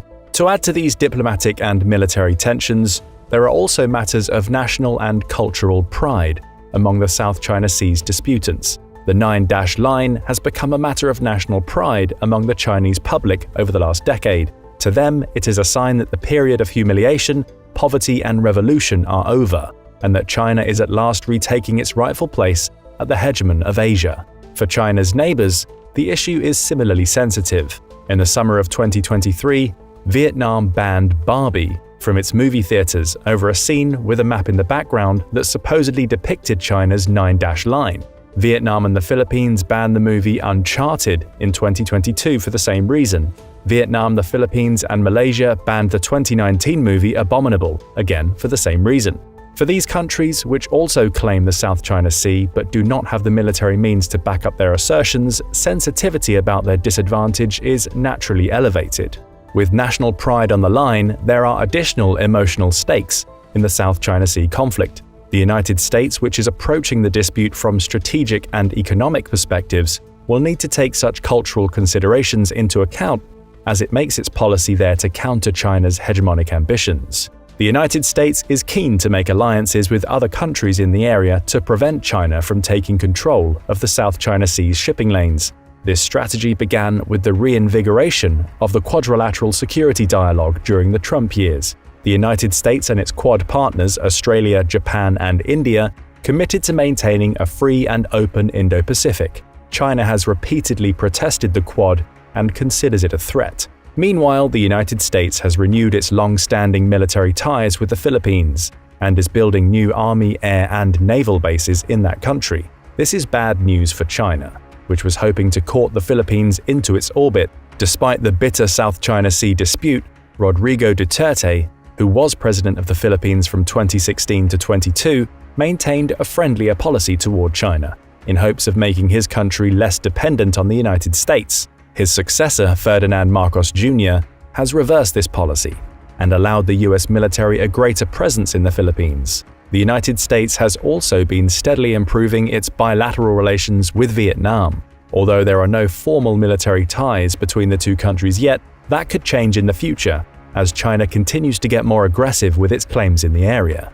The United States has not taken the side of the Philippines, Taiwan, Malaysia, Vietnam, or any other power in the area with excessive maritime claims. Indeed, it does not support any of these and seeks to maintain freedom of navigation in the area.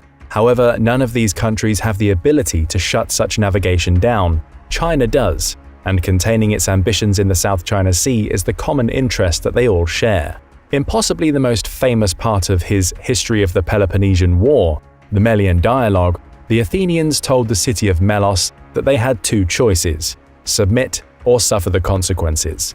In contrast to the Melians' talk about what would amount to international law today, the Athenians responded only that they had an interest in Melos and would be acting accordingly. The strong do what they can, and the weak suffer what they must. We have seen this ancient dynamic in play in the South China Sea, with China acting in a similar manner, with China unlikely to change its behavior anytime soon, and with the economic, geostrategic, and cultural stakes involved. It's far from a stretch to think that war could break out in this region. Perhaps an American FONOP goes very wrong, or perhaps China uses its bases in the region to launch a much greater offensive in disputed territories. However it happens, the consequences would be catastrophic, and an accident here is much more likely than an accident over Taiwan. But what do you think about the South China Sea dispute? Is it the place where World War III is likeliest to break out? Is there a way to resolve the matter peacefully? Don't forget to let us know in the comments. Hit the like button and subscribe for more military analysis from military experts. The US would come to Taiwan's aid if China attacked. That's the most common scenario for the wargame simulation. For the last decades, China has been rising and making it clear that Taiwan should undoubtedly be its territory.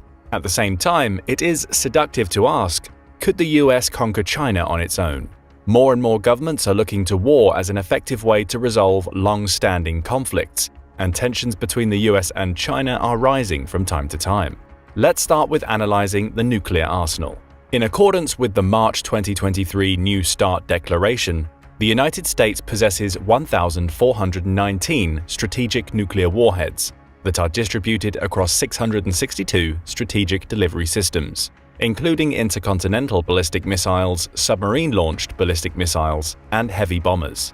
In accordance with the New START Treaty, the United States and the Russian Federation are required to conduct semi-annual exchanges of information regarding treaty-accountable items. Additionally, the United States maintains an approximate inventory of 100 B-61 nuclear gravity bombs, which are forward-deployed at 6 NATO bases located in 5 European countries. These bases include Aviano and Gedi in Italy, Buchel in Germany, Incirlik in Turkey, Kleine Brogel in Belgium, and Volkel in the Netherlands. On October 5, 2021, the US State Department released a declassification announcement revealing that the total count of both active and inactive US warheads stood at 3,750 as of September 2020. It's worth noting that these figures exclude retired warheads and those awaiting dismantlement. According to the Federation of American Scientists, FAS, the current military stockpile is estimated to consist of 3,708 warheads, with an additional 1,536 retired warheads awaiting dismantlement. Consequently, the total number of warheads as of early 2023 is estimated to be 5,244. Big number, right? Actually, this figure signifies a huge decrease in the stockpile compared to its peak of 31,255 at the conclusion of the 1967 fiscal year. What about the Chinese nuclear arsenal? Managing the count of nuclear warheads in China poses greater challenges. Over the past few decades, China has consistently modernized its nuclear capabilities, with a significant expansion in both the number and variety of weapons deployed in recent years. As of November 2022, the Defense Department's assessment suggests that China might possess as many as 1,000 deployable nuclear warheads by the year 2030. According to independent researchers, China could now have approximately 410 operational warheads ready for deployment across 218 strategic delivery systems, including intercontinental ballistic missiles, submarine-launched ballistic missiles, and nuclear-capable bombers. China is currently in the process of constructing a new generation of submarines equipped for carrying nuclear warheads, with the utilization of Russian technology playing a significant role in their development. The incorporation of Russian technology is expected to enhance the submarine's stealth capabilities, making them considerably more challenging to detect and track. A study conducted by the China Institute of Maritime Studies at the US Naval War College has underscored the potentially profound implications of these upgraded Chinese submarines for the United States and its allies in the Indian Ocean. Analysts and defense experts suggest that the creation of these advanced Type 096 nuclear submarines may be finalized by the end of this decade. Christopher Carlson, a naval intelligence analyst, has described the new 096 submarines as a nightmare due to their anticipated extreme difficulty in detection. So what would a nuclear war between these two countries look like? Forecasting the scenarios of a nuclear war between the US and China shows that in the absence of the decisive influence of other factors, there would be no winners in such a battle. The exchange of even a dozen nuclear strikes would have a huge impact on international security and the ecology of the affected territories. Hundreds of thousands of people would die. The fact that nuclear weapons are used would lead to increased escalation and retaliation, and the spiral of violence and death will only grow. The use of hundreds of warheads would cause the destruction of the foundations of the existence of the modern world, its economy and nature. If the US and China decide to use all their nuclear warheads, the result would be sub-zero temperatures within a few years, and most of the planet's population would die of starvation or disease. That is why most experts avoid the prospect of using nuclear weapons during such a conflict, At the same time, there are opinions that China may be able to use it if it feels it poses a significant threat to its own security.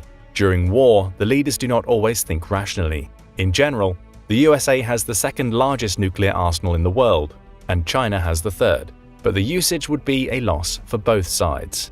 Okay, the mutual destruction by nuclear weapons is obvious, but who is stronger in other types of armed forces? Let's begin with the Air Force. The modern air power of the United States Armed Forces stands unrivaled, boasting a formidable fleet of over 13,000 aircraft across various categories, with over 5,000 of those just in the Air Force. China can only dream about such a number.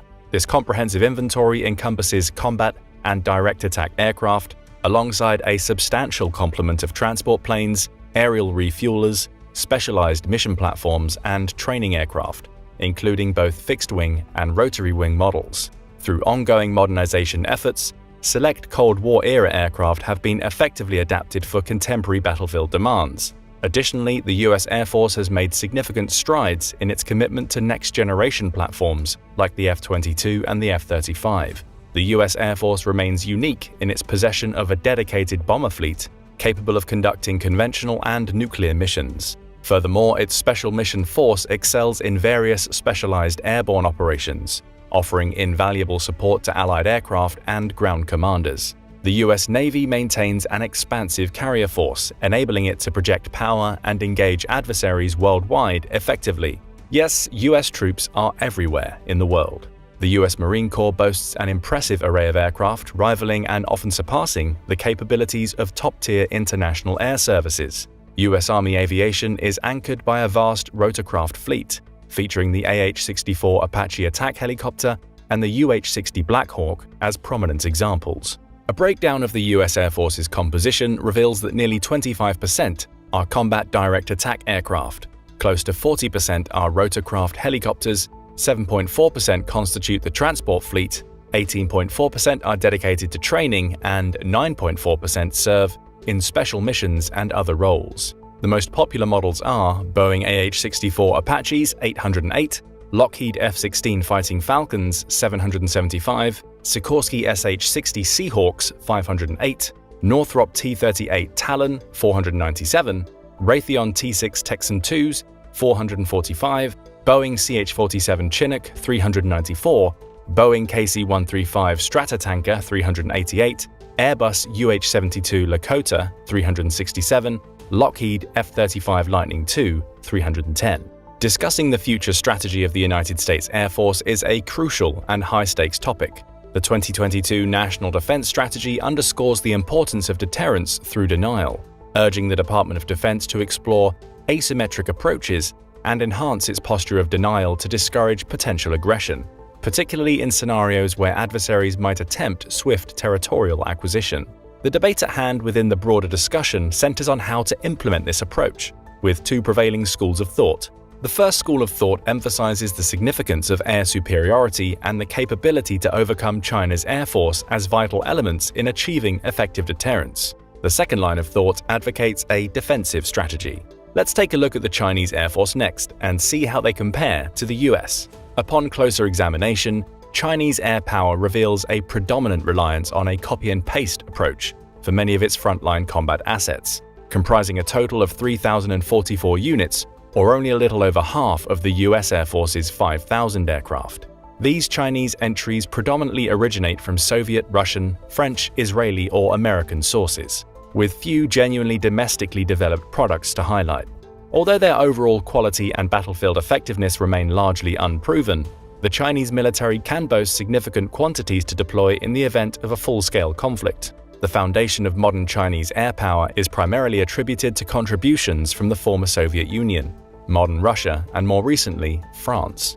A breakdown of the Chinese Air Force's composition reveals that 47.5% are combat direct attack aircraft, almost 40% are rotorcraft helicopters, 8.8% constitute the transport fleet, 12.3% are dedicated to training, and 3.4% serve in special missions and other roles. The most popular models are Chengdu J-7 Fishcan 387, Shenyang J-11 Flanker L 315, Milhai 17 HIP 242, Chengdu J-10 Firebird 235, Harbin Z9 175, Hongdu JL8 170, Zhan H6 120, Chang Z10 106. As you can see, it's not so impressive compared to the US. Does this mean the US would ultimately beat China in an aerial battle? In the event of a conflict, the foremost objective of the US Air Force would be to wrest air superiority from China. Simultaneously, it is essential to weaken Chinese forces by employing precision strikes from a considerable distance. When the pivotal moment arises, the Air Force can execute a sudden, forceful shift to offensive air superiority, akin to wielding a swift and decisive retribution. To attain air superiority, American forces will need to target China's robust, integrated air defense systems, including critical assets within the mainland, such as air bases, radar installations, air defense assets, and potentially command and control centers.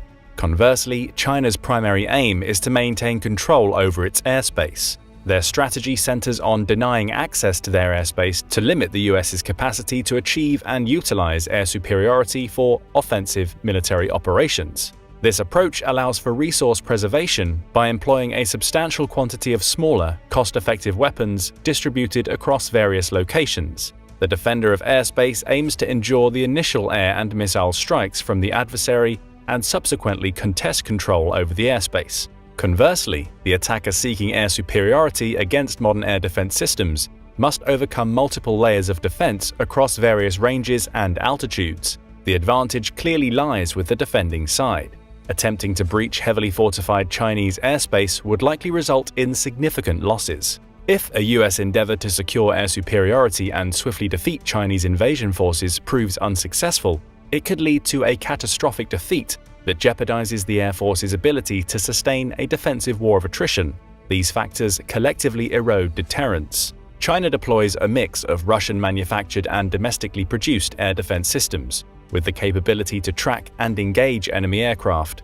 The technological sophistication of these weapons, coupled with their potential for upgrades, presents significant challenges for the United States in its quest for air superiority in a large-scale engagement. China's air defense arsenal includes the formidable Russian-built S-300 and S-400 surface-to-air missile systems, renowned for their effectiveness worldwide. These systems can undergo upgrades to enhance their capabilities further. The latest iterations of the S-400 and upcoming Russian S-500 missiles are interconnected thanks to high-speed computer processing that enables precise, long-range threat detection. These systems offer extended range and heightened sensitivity compared to their predecessors. However, it's important to note that the ability to detect the presence of an aircraft in the sky doesn't guarantee continuous tracking or successful engagement of the aircraft. China's air defense threat extends beyond Russia's built systems, as the People's Liberation Army Air Force complements them with domestically developed systems. China operates its indigenous HQ-9 surface-to-air missiles and is actively working on the HQ-19 missile systems, designed to counter ballistic missile warheads. As a result, any potential aerial assault over mainland China would likely require aircraft to operate at higher altitudes to avoid detection by air defense. Alternatively, unmanned systems could be employed for target reconnaissance, or long-range ballistic and cruise missiles fired from land or sea platforms could be utilized to neutralize Chinese air defenses from safer standoff distances, minimizing the exposure of manned aircraft to enemy fire. So the US is unlikely to be able to achieve control over the air by conventional means due to China's advanced air defense system. It would just be too expensive. The losses would be huge, and it's not a fact that the USA would be ready to take them. Upon scrutinizing the Russian-Ukraine conflict, military experts from various nations recognize the escalating significance of drones in future warfare. The United States is progressively incorporating more drones into its strategic planning. The objective is to compel China to expend costly missiles to eliminate a plethora of inexpensive and readily available UAVs. Drones are poised to enhance reconnaissance capabilities, neutralize air defense systems, target naval vessels, and deplete enemy resources more effectively. Concurrently, China is actively advancing its drone programs and scaling up production efforts. In alignment with this trend, a new strategy within the US Air Force proposes a pivotal role for drones, operating in coordination with fighter aircraft. The US Space Force envisions drones not as independent combat units but as integral components of the Air Force's Collaborative Combat Aircraft initiative. In this concept, a manned fighter is accompanied by an AI-equipped and armed drone, designed to be cost-effective and capable of autonomous and paired operations. The outcome of a potential drone confrontation between the United States and China remains uncertain, but these unmanned systems possess the potential to yield significant advantages and disadvantages for both sides. And what about the trial weapon? Army ground forces. US ground forces are undergoing a comprehensive modernization effort to align with the demands of contemporary warfare, moving away from Cold War-era doctrines toward a more agile and mobile fighting force. The US Army's composition comprises 416,504 units, categorized into various types: 361,127 utility and engineering vehicles, 44,124 infantry fighting vehicles, 4,657 combat tanks, 3,000 air defense units, 2,322 artillery SP, and 1,267 artillery towed. At the forefront of advancing ground forces is the M1 Abrams main battle tank, MBT, renowned as one of the heaviest modern tanks. Weighing between 57 and 61 tons, the Abrams is equipped with multi-layer composite armor, which incorporates depleted uranium for its high-density properties and operates on gas turbine engines running on jet fuel. Because of this, of course, the speed of the vehicle suffers, a little more than 41 miles per hour. This American tank has been in service with the US Army since 1980. The latest iteration, the M1A2 SEP variant, features advanced computerization, thermal imaging, and GPS systems for remote weapon control. The Abrams tank has played pivotal roles in conflicts such as Operation Desert Storm, Enduring Freedom, and Iraqi Freedom. Multiple Abrams tank modifications exist to meet diverse operational needs. Additionally, the M2 Bradley Infantry Fighting Vehicle, IFV, is a staple in the US military's inventory. This American-tracked IFV, produced by BAE Systems Land and Armaments, features a conventional IFV layout, with the engine transmission compartment at the front and the infantry compartment in the rear hull. Its crew comprises a commander, gunner, and mechanic driver, and the BMP is capable of carrying up to 7 paratroopers. The M2 Bradley boasts an aluminium body and laminated armor, providing protection against 0.57-inch caliber bullets. It is armed with a 0.98-inch M242 automatic cannon and 2 BGM-71 TOW launchers, which demonstrated its prowess in countering Soviet tanks during the Persian Gulf War. An essential addition to the US military is the Stryker, which has expanded its presence due to its versatility across a range of battlefield roles. General Dynamics Land Systems manufactures the Stryker armored combat vehicle, which has been in service since 2002. With 350 horsepower, the Stryker achieves a range of 329 miles and a speed of 38.5 miles an hour. It can accommodate 2 crew members and 9 passengers, with the driver being able to switch between 8x4 on-road and 8x8 off-road modes. Various weapon systems can be mounted on the Stryker, such as the 12.7 M2 Browning machine gun or the Mark 19 grenade launcher. Moreover, the Stryker is equipped with a V-shaped bottom and Mexus modular composite armor capable of withstanding 12.7 caliber bullets. The US military is also incorporating an expanding fleet of wheeled vehicles, drawing from experiences in urban warfare in Afghanistan and Iraq. As we can see, the US has significant forces. But what about China? In the historical context, the Chinese land forces have traditionally relied on the Soviet Union and later Russia as their primary sources for military hardware, with recent diversification including Western support, notably from France. An increasingly noteworthy trend is the development of indigenous Chinese solutions to meet local requirements across a spectrum of categories, including main battle tanks, armored fighting vehicles, artillery systems, multiple rocket launchers, and security vehicles. In total, the Chinese land forces maintain and operate a substantial fleet of nearly 200,000 armored and unarmored vehicles, alongside a considerable artillery force, solidifying their position among the world's top 4 land forces. This inventory encompasses 121,300 utility and engineering vehicles, 17,020 armored fighting vehicles, 5,015 combat tanks, and 4,591 artillery pieces. The Type 96, initially designed as the Type 88C, represents a key component of the People's Liberation Army's tank forces and was a main battle tank introduced into service in 1997. Its development commenced shortly after the conclusion of the Gulf War in 1991. The Type 96 marked a milestone as the first Chinese tank equipped with a 4.92 inches smoothbore gun and automatic loader. The tank features a forced liquid-cooled diesel engine generating 1,000 horsepower, facilitating a maximum speed of 40 miles per hour. Its main gun is an unlicensed copy of the Russian 2A46M, boasting a barrel length of 48 calibers. The ammunition capacity stands at 42 rounds, with 22 of these stored in an automatic loader mechanism akin to the T-72 design.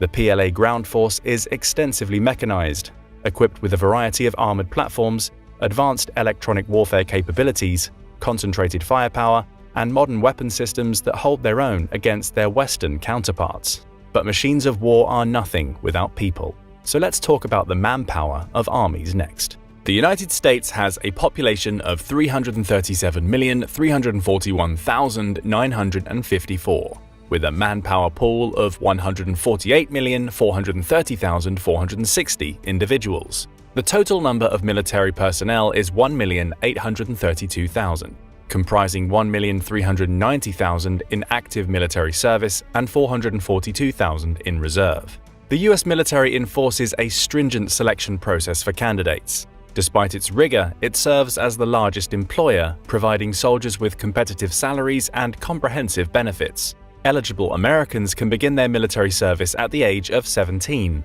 with an age limit of 42.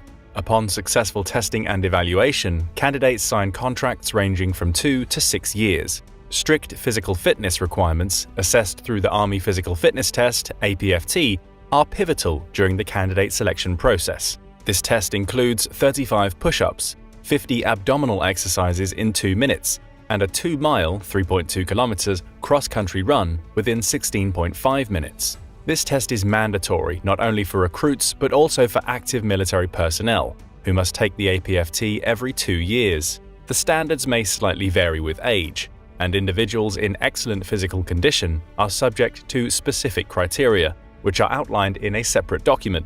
For instance, a man with a height of 5.58 feet should not exceed a maximum weight of 180 pounds, and for women of the same height, the limit is 161 pounds. Moreover, all candidates must undergo a mandatory background check to ensure a clean legal history, maintain a strong credit record, and have no visible tattoos. China, with its vast population of 1 billion people, boasts one of the world's largest standing armies, totaling around 3.1 million personnel across standard service branches, Army, Navy, and Air Force. This includes over 2 million active personnel, constituting over 60% of the available manpower. In the event of conflict, China's substantial population provides a deep pool of potential recruits, enabling a strategy of attrition warfare through sheer numerical strength. The Chinese military utilizes a range of small arms such as pistols, submachine guns, rifles, sniper rifles, machine guns, and mortars, in addition to portable battlefield solutions, including anti-aircraft and anti-tank missile systems. The People's Liberation Army sets specific requirements for aspiring recruits. Chinese military leaders emphasize the importance of maintaining an image of the most experienced and disciplined armed forces. Obese military personnel may face limitations on career progression, motivating constant physical improvement. The Chinese military promotes physical fitness through numerous competitions among its ranks. An intriguing restriction introduced in 2006 bans individuals who snore consistently from joining China's military academies, as it's believed that such snoring can disrupt the daily activities of other cadets and hinder their military training. Clearly, these vast armies are not simply transported and deployed on land without careful planning. Aviation and the Navy play a crucial role in facilitating the arrival and landing of tens of thousands of troops and equipment.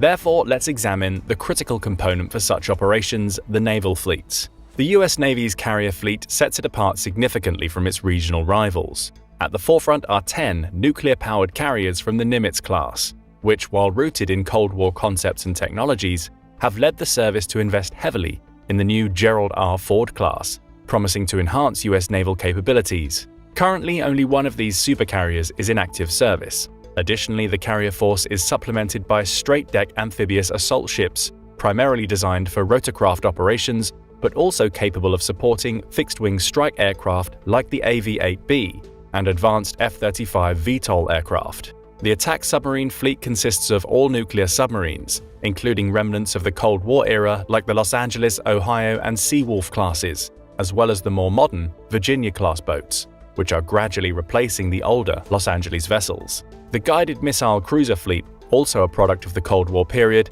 is slated for reinvestment with the introduction of a modern frigate design, as the current destroyer-heavy fleet lacks such vessels. The US Navy maintains a functional mine and countermine force, patrol vessels, and the historic three-masted USS Constitution, the oldest active ship afloat. The Navy also operates various support ships that streamline a wide range of naval operations. So how does China fare in this category? The People's Liberation Army Navy, PLAN, has made significant advancements over the past few decades, enhancing its surface and undersea vessel capabilities and bolstering support ships. Now it's as close to US capabilities as ever before. An essential component of its power projection strategy, both regionally and globally, is the growing strength of its fixed-wing carrier fleet, currently consisting of 2 carriers. This force will soon be augmented by 2 indigenous designs, offering improved capabilities for blue water environments. The submarine fleet, which includes over 70 boats from multiple classes, still has some life left in it, with only a few beginning to show signs of aging. The destroyer fleet is relatively young, with some of the oldest units not yet reaching 30 years in service. Similarly, the frigate fleet is youthful, with a few exceptions, and currently includes only 40 vessels. The PLAN places a particular emphasis on its corvette strength, boasting around 70 modern vessels in this category. The mine-countermine fleet, consisting of 8 units, is relatively old, with the youngest being 27. The offshore strength hulls are also approaching a critical stage in their service lives, with the 10 vessels being over 25 years old. The amphibious assault force has seen a revival with the introduction of modern players designed for helicopters and transport operations from ship to shore. Additionally, 24 vessels are on order, strengthening the fleet in the carrier, submarine, destroyer, and landing helicopter dock categories. Overall, the PLAN has made significant progress in enhancing its naval capabilities. Its ultimate goal is to one day challenge the United States as the world's preeminent naval power. So which navy would win? At present, the United States regards the Chinese Navy as a formidable force, capable of contesting American naval dominance in the Western Pacific Ocean during a military conflict. This marks the primary strategic challenge for the US military since the end of the Cold War. It's worth noting that this is a pivotal moment in the contemporary era of global geopolitical competition. Throughout history, naval arms races and fleet rivalries have consistently foreshadowed shifts in global leadership. The competition between the United States and China in military capabilities, particularly with their respective navies, is just one facet of the broader strategic rivalry encompassing political, diplomatic, economic, technological, and ideological dimensions. The US sees the Chinese Navy as a critical component of China's efforts to challenge the United States, the primary military power in the Pacific. Over the past 25 years, China has been actively modernizing and expanding its naval capabilities. US observers have expressed concerns and, in some cases, raised alarms about the pace of growth and development in Chinese naval shipbuilding. They scrutinize the evolving capabilities of the Chinese Navy in comparison to the US Navy, and conclude that the United States is gradually losing its edge. China's naval modernization encompasses a broad spectrum of initiatives, including the introduction of new ships, aircraft and weapons, enhancement in maintenance and logistics, the development of naval doctrine, improvements in fleet personnel quality, education and training of naval personnel, and extensive exercises. American experts have identified certain areas of weakness within the Chinese Navy, including limited compatibility with other branches of the PLA forces, anti-submarine defense capabilities, long-range maritime operations, limited supply capabilities at sea, a restricted number of overseas bases, and challenges in training a substantial number of new sailors for the crews of the new ships, particularly in the absence of relative combat experience. Chinese naval personnel are aware of these limitations and actively strive to address them. The Chinese Navy has substantial reserves beyond its primary structure, with the Chinese Coast Guard being the largest in East Asia. This force functions as the rear or coastal component of the Navy, and under a centralized mobilization system, integrates a significant number of civilian fishing vessels. In assessing the two competing navies, it's important to consider the difference in ship types. The US Navy has a greater number of heavy ships, including aircraft carriers, guided missile cruisers, and destroyers, while the Chinese Navy possesses more light ships, such as frigates and corvettes armed with guided missiles. Additionally, US surface warships are equipped with an extensive 9,000 vertical launch missile launchers, whereas the Chinese Navy has approximately 1,000. American warships are technologically advanced.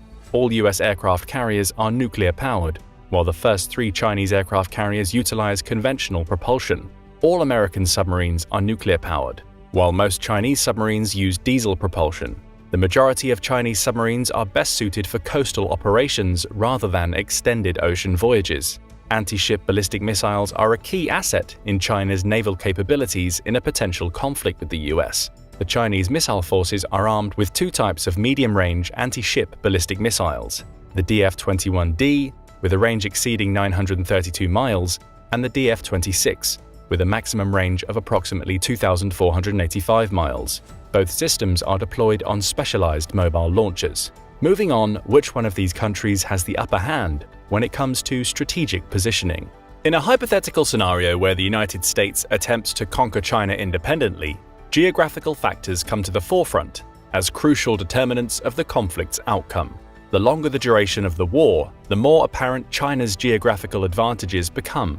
China's vast land border, spanning 13,954 miles with neighboring countries, poses a significant challenge to potential US efforts to enforce an economic maritime blockade. This extensive border nullifies attempts to cut off maritime access effectively. Furthermore, China boasts the world's longest navigable waterways, totaling 68,350 miles. These waterways provide rapid mobility for various goods and military forces, when conventional transportation infrastructure, such as roads and railways, fall short. In times of war, they serve as crucial routes for the movement of personnel, equipment, and supplies to critical areas. Conversely, the United States faces a considerable geographical distance from China.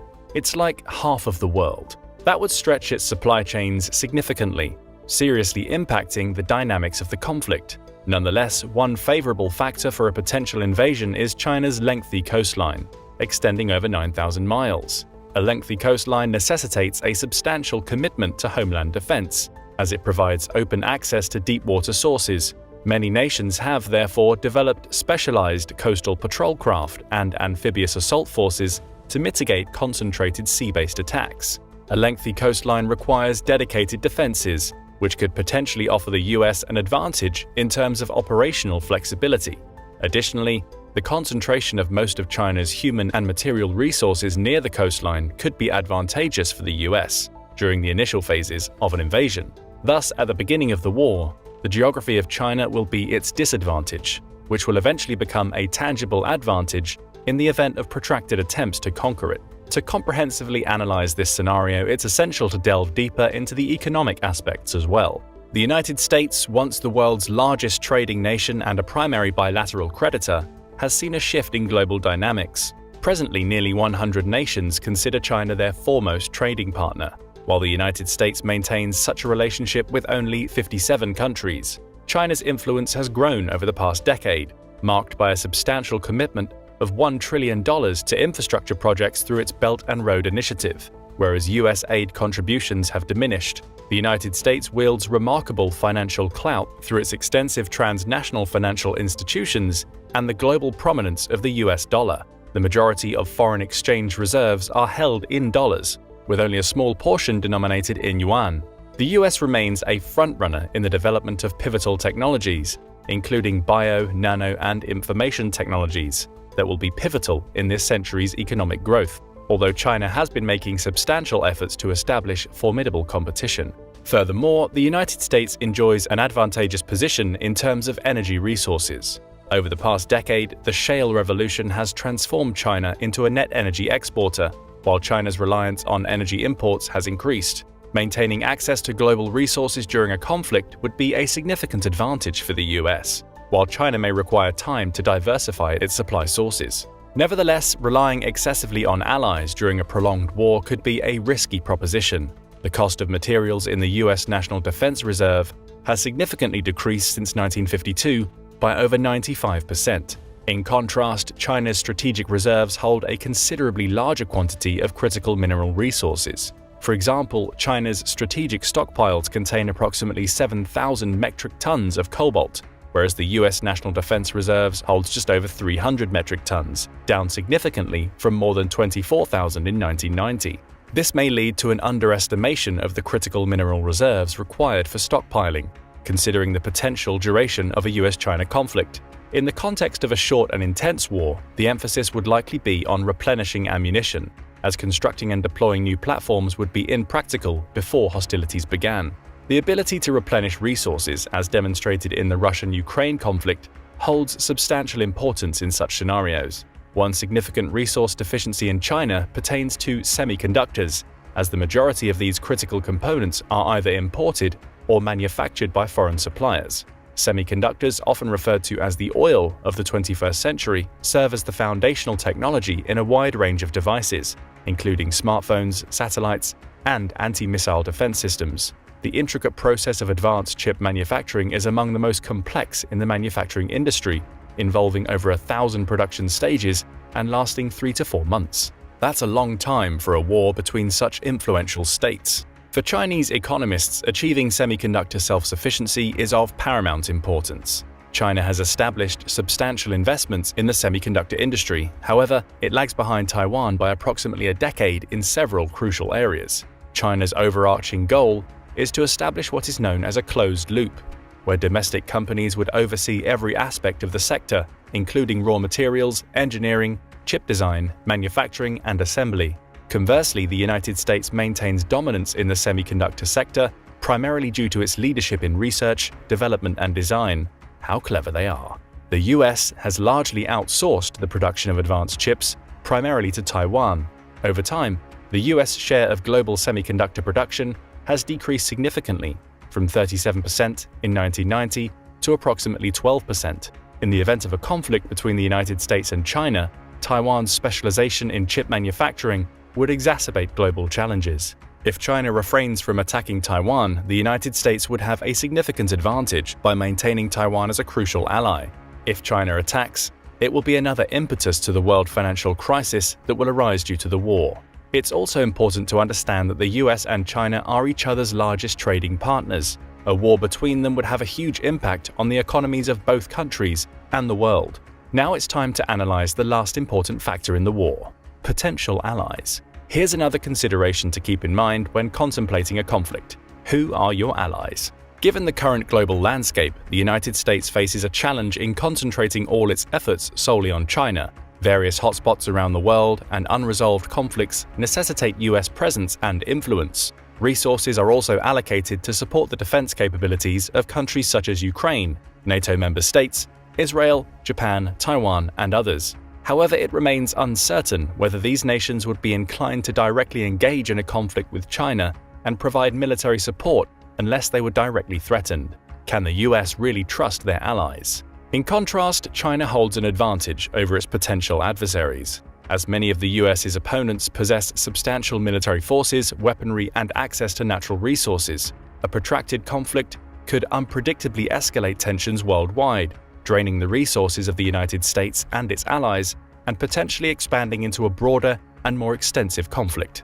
Economically, the US's allies wield significant influence, but the global financial crisis that could arise in the wake of a conflict's onset makes it challenging to predict the extent of their support. An intriguing question pertains to whether the United States has allies within China, individuals or groups dissatisfied with China's policies, such as the Uyghurs. The strength of the Chinese system during times of war, the potential for elite collusion, and the possibility of capitulation all remain uncertain.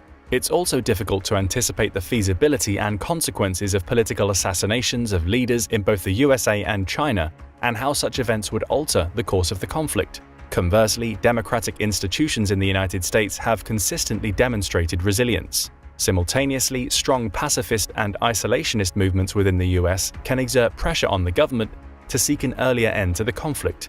Therefore, predicting the domestic and global reactions to this conflict is difficult. If, in our theoretical case, the USA would like to conquer China, then time will not play in their favor. So, can the US conquer China on its own? The answer is probably not. Despite the superiority of many types of modern weapons, the USA will not be able to do this on its own. Even in an alliance with other NATO countries, This will be difficult because of the advantages that a defending country receives and the huge resources China has to do so. Do you think this might change in the future? Let us know in the comments, and don't forget to subscribe for more military analysis from military experts. The People's Republic of China has big plans. By 2049, it aims to displace the United States as the world's most powerful country, completing its 180-degree turnaround from an impoverished colossus suffering under a supposed century of humiliation. It is a poetic goal, fit for an epic story. There's a fundamental flaw in the story though: China's own geography, which effectively aids the United States' strategy to contain its ambitions. In this video, we'll explore the containment strategy and China's attempts to get around it. In the Cold War, the United States and its allies faced a big problem, literally.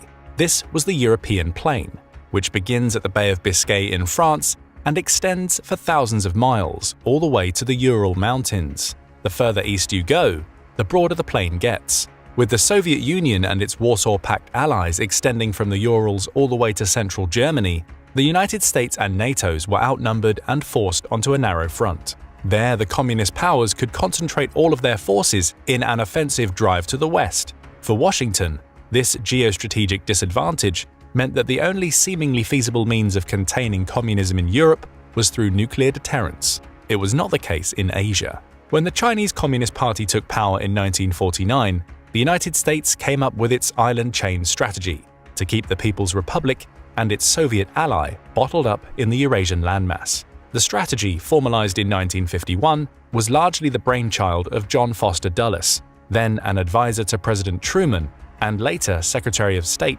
under President Eisenhower. Originally, the island chain strategy comprised 3 strings, essentially 3 lines of defense against communism in the Pacific. These lines remain in place today. The first island chain stretches from the Japanese archipelago down to Taiwan, through the Philippines, and finally into the Indonesian archipelago, stopping at the Strait of Malacca. The second island chain also starts from Japan, where it moves through its Bonin Islands, past the Japanese-governed Volcano Islands in Micronesia, past the Mariana Islands like Guam, through the Western Caroline Islands like Yap and Palau, and ends in Western New Guinea. Finally, in the classical strategy, there was the third island chain. This line starts at the Aleutian Islands in Alaska and stretches through the vast center of the Pacific Ocean, through Hawaii, American Samoa, Fiji, and ends in New Zealand. In more recent times, as China's power has grown and as Beijing has displayed its ambitions for the Indian Ocean and Africa, some American national security experts have added 4th and 5th island chains to their planning.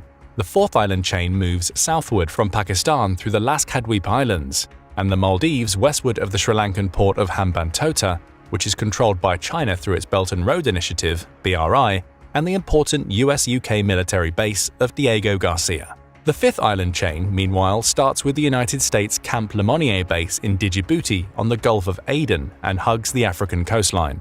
Although the 4th and 5th island chains have not been formally codified into American national security strategy, most experts have informally accepted them as being part of the United States' overall plan of containment. The first island chain was and remains the most important part of Washington's containment strategy. It's the shortest, easiest to defend, and encompasses a significant portion of the world's population and economic activity, making it clearly more important than the other island chains. For China to become anything more than a regional land power, it must first break the containment of the first island chain.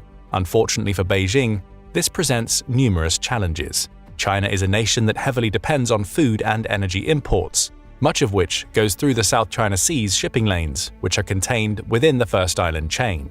China's economy also depends on its exports, which also go through these maritime trade routes. Any disruption to these trade routes in either form would prove devastating for the Chinese economy, which is already slowing down after decades of breakneck growth. To make matters worse for Beijing, the first island chain presents a series of natural choke points that the United States and its allies could use to cut that shipping off.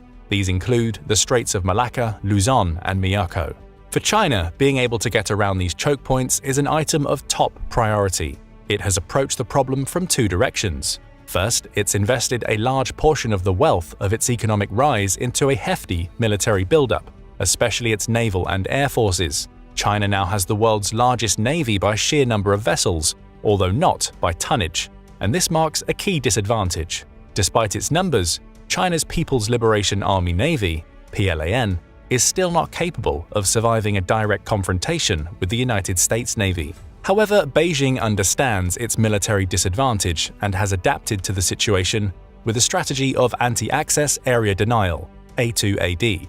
This strategy is meant to make it too costly for the United States to project power into the First Island chain, should conflict break out. In the event of a confrontation, China has an arsenal of thousands of ballistic and cruise missiles ready to destroy American ships and bases in the region. As part of this strategy, China has built and militarized artificial islands in the disputed waters of the South China Sea. Some of these, such as Mischief Reef, host ship-killing missiles and runways for fighter jets and bombers. If China cannot yet kick the United States out of the First Island chain, it's raised the cost of projecting power into the area significantly, and might reasonably hope to make sustained forward presence there politically untenable in the war-weary American homeland. This is the tyranny of distance. The United States is adapting to China's A2AD strategy, though, which makes it imperfect for Beijing's ambitions. In early 2021, the United States made plans to establish a string of precision strike missiles along the First Island chain as part of a $27.4 billion military package centering on the Indo-Pacific theater over the following 6 years. The Precision Strike Missile is a land-based ballistic missile with a range between 60 and 500 kilometers, which can be launched from mobile rocket artillery platforms like HIMARS, making this weapon durable and harder for China to remove from the board with missile attacks. The Precision Strike Missile is the coming replacement for ATACMS and has recently entered service in a limited capacity. The US Army announced it had received its first batch of these missiles on December 8, 2023. Stationing these weapons along the First Island chain is, for Washington, a vital part of re-establishing a conventional deterrence that it acknowledges has eroded in recent years. Another of the most important adaptations for Washington to defend the First Island chain is through the presence of new bases in the Philippines, which began in 2014 with the Enhanced Defense Cooperation Agreement, EDCA, and has expanded in 2023. Presumably, some of the precision strike missiles slated for delivery to the theater will be placed in these bases. China had once hoped to court the Philippines into its orbit, despite the dispute in the South China Sea, under the friendly Rodrigo Duterte presidency. As part of this effort, China was supposed to invest $24 billion in BRI-related projects. Securing investment and strategic infrastructure in the Philippines would have been very valuable to Beijing, as it would have helped to break China's containment in the First Island chain. However, the BRI investments never truly panned out, and Duterte's successor, Ferdinand Marcos Jr., withdrew from the project in late 2023. The end result? The United States has increased its presence in the Philippines, while China remains shut out. The crown jewel in China's ambition to break out of the First Island chain is a conquest of Taiwan, which the People's Republic has always considered a rogue province left over from the Civil War and century of humiliation. As Taiwan sits at the center of the First Island chain, its importance was recognized as soon as the Chinese Communist Party came to power. As early as the 1950s, the United States committed to keeping the Communists out of Taiwan. When the mainland bombed the outlying Kinmen and Matsu Islands where Taiwanese troops were stationed and set off the first Taiwan Strait crisis, the United States Congress and the Eisenhower administration made it clear that they would use military force to destroy a Chinese invasion. Dulles even publicly threatened a nuclear attack on the Chinese mainland if the Communists attempted to take the island. China had no choice but to back down, a dynamic that has repeated since then. China's more recent military buildup has increased the importance of Taiwan. For the first time, American national security officials are not entirely confident that the United States military can successfully defend the island, at least not without tremendous cost that the American public might be reluctant to bear. However, the United States continues to arm Taiwan through the 1979 Taiwan Relations Act. With this help, Taiwan has adopted what it calls a porcupine strategy, which aims to make the cost of an invasion as bloody as possible for Beijing. In a series of war games from January 2023, the Center for Strategic and International Studies found that out of 24 scenarios, China succeeded in an invasion twice, but it only did so when the United States did not intervene or when Japan did not allow it to use the bases in its territory. Even when China did succeed in conquering the island, it came at a cost of 70,000 casualties and 23,000 deaths. In a more realistic scenario, the costs would be far greater. Again, bad news for Beijing. The present situation suggests that for China, attempting to break out of the first island chain by military means is still too difficult or costly. However, many experts are still worried. If China were to break the containment of the first island chain, the line would become longer and much more difficult to defend, even if it's closer to the American homeland. For example, the United States Air Force would have a harder time projecting power, as refueling operations would need to move north to keep tankers out of range of China's fighters. The United States Navy would lose command of the first island chain's choke points and would be more vulnerable to a Chinese missile threat that would extend hundreds of miles further east. For these reasons, the United States has invested more heavily in the second island chain in recent years to shore up the region's defenses. This comes in response to China's moves. For example, China has tried to expand its BRI into Micronesia. This is part of its strategy toward deeper political and economic integration in pursuit of its ultimate goal, which is to build bases in the second island chain that will allow it to project military power there. However, China's efforts in the area have met controversy. 2 months before leaving office in May 2023, former Micronesian President David Penuelo claimed that China had tried to threaten, bribe, and otherwise pressure his country's officials to go along with its strategic goals. So far, though, China has had no luck in building a base in the second island chain. Unfortunately for Beijing, the United States also has deep ties to the region.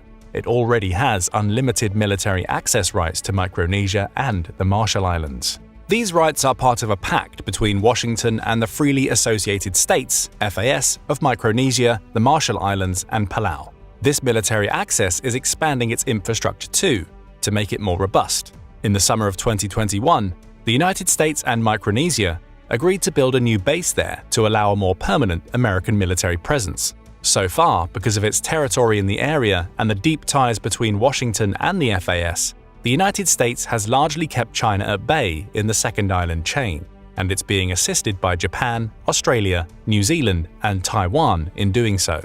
All of these countries understand that allowing China to build a presence in the second island chain would make them more vulnerable. China has had more success in the third island chain. The third island chain is important because it sits on the lines of travel and commerce between the United States and Australia.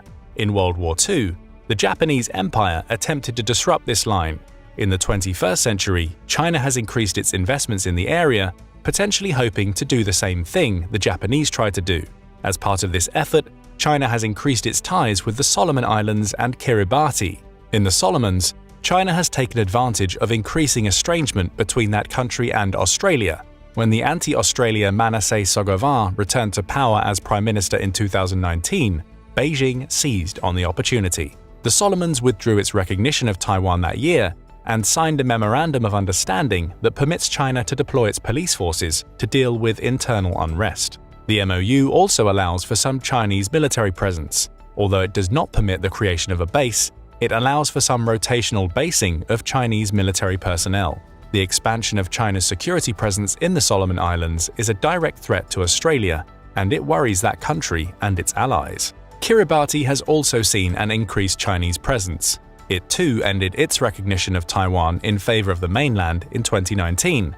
In 2021, it signed on to a Chinese loan to lengthen an airstrip on the island of Canton. If this project is completed, China will have its easternmost facility. Although this will not be a full-blown Air Force base, it would give China an increased ability to conduct surveillance on the United States in the third island chain. Despite its success in the third island chain, however, Beijing has also encountered problems. The United States and Australia retain a big presence in the region. Tuvalu rejected China's attempts at influence. Meanwhile, China greatly desired to increase its presence in Papua New Guinea, which sits just north of Australia. China had hoped to incorporate Papua New Guinea into its infrastructure financing and renovate a port there that could be turned into an ideal base for the PLAN. Instead, Papua New Guinea offered the facility to the United States and Australia in a joint arrangement. This base sits just outside the reach of China's missiles. Overall, despite its recent successes there, the balance of power in the third island chain still favors the United States. The fourth island chain is a relatively new concept in American national security circles, but China's interest in the Indian Ocean has brought it to prominence. With China relatively contained within the first 3 island chains in the Western Pacific, it sought alternatives to access the world's waterways. While the waters off the Chinese mainland are surrounded by hostile islands, the Indian Ocean is a much more open place. China has partially succeeded in establishing footholds along the 4th island chain. Investments in Pakistan have been one of the cornerstones of China's BRI. These investments, called the China-Pakistan Economic Corridor (CPEC), center on the port of Gwadar, which gives China direct access to the Indian Ocean. China has increased this access further with its BRI investments in Sri Lanka, which has included a Chinese takeover of the Hambantota port with a lease of 99 years. China gained control of this port after the initial investment in the infrastructure proved unprofitable and the Sri Lankans were unable to pay the debt they had accrued. This BRI-related infrastructure is important and could signal Beijing's military intentions in the 4th island chain. For example, in August 2022, a Chinese ship arrived in Hambantota. Beijing called this a survey ship. However, the ship had also been used for military purposes, tracking satellites and missiles. Western and Indian national security experts were alarmed at its appearance. Chinese officials in the area gave it a warm welcome, while senior Sri Lankan officials were not present at the ceremony. The arrival of this ship was seen as a litmus test of how far China plans to militarize the BRI investments in these areas. However, China's strategy in the 4th island chain has faced some problems as well. BRI projects in Pakistan have faced financial difficulties and even terrorist attacks, which have forced them to scale back. The investment in Sri Lanka is more successful from a strategic, if not an economic perspective. There's a big obstacle in the 4th island chain even if the BRI-related projects pan out and China can find a way to militarize the area: the Diego Garcia Naval Base to the south. The Diego Garcia Base allows the United States Navy and Air Force to rapidly project power into some of the most strategic areas in the world, like the Persian Gulf and the South China Sea. The advantage Diego Garcia gives the United States was punctuated in the summer of 2020, when 3 nuclear-capable B-2 stealth bombers arrived at the base. Diego Garcia is in fact only one of a select few bases equipped to handle the B-2, which requires careful climate-controlled hangars known as B-2 shelter systems. That such infrastructure will be built there signals how important this base is to Washington. Despite international controversy that China has understandably helped to fuel, it has no intentions of abandoning the base anytime soon. For China, having the infrastructure and the concentrated force required to overcome the United States military presence at Diego Garcia is a difficult challenge. Thus far, the United States maintains superiority in the 4th island chain and can disrupt China's strategy there. Finally, there is the 5th island chain. This one is unique as it features China's only actual overseas military base, the People's Liberation Army Support Base in Djibouti, which opened in 2017. The base is close to the United States Camp Lemonnier in the same country. Camp Lemonnier is closer to the coast than China's base is, however, which allows the United States greater leeway in projecting power into the Gulf of Aden and the Indian Ocean. As of now, the 4th and especially 5th island chains are secondary theaters in the great power competition between the United States and China. However, they are an area of burgeoning importance. The moves China makes with its BRI investments in places like Sri Lanka will dictate how they evolve. Unsurprisingly, with all of these maritime disadvantages, China has had to find other ways to try and bypass its containment within the successive island chains. This is why the BRI has prioritized overland infrastructure investments and other beneficial arrangements across the Eurasian landmass, spanning from China to Europe. For example, China has increasingly imported Russian energy through overland pipelines since the war in Ukraine began, protecting its energy supply from the US Navy's patrolling in the 1st island chain. However, with the difficulties that the BRI has faced, this has not proven to be a substitute for the true power projection that the successive island chains prevent China from achieving. Becoming a world superpower often requires favorable geography. The United States had such a geographical advantage from its inception. With weak neighbors and 2 vast oceans separating it from peer competitors, it avoided damage and disruption, and no one was in position to bottle up its trade or naval buildup. Geography has not been so kind to China. Surrounded as it is by hostile powers, China must come up with alternatives to project its power, but so far these have not proven satisfactory. Beijing may have plans to be the world superpower by 2049, but it would hardly be the first time that an authoritarian power could not deliver on its boasts. If China does not find a way around this problem, Xi Jinping's China dream will never come true. But what do you think? Will China be able to effectively break its containment within the island chains? Don't forget to let us know in the comments. Also, make sure to hit the like button and subscribe to the channel for more military analysis from military experts.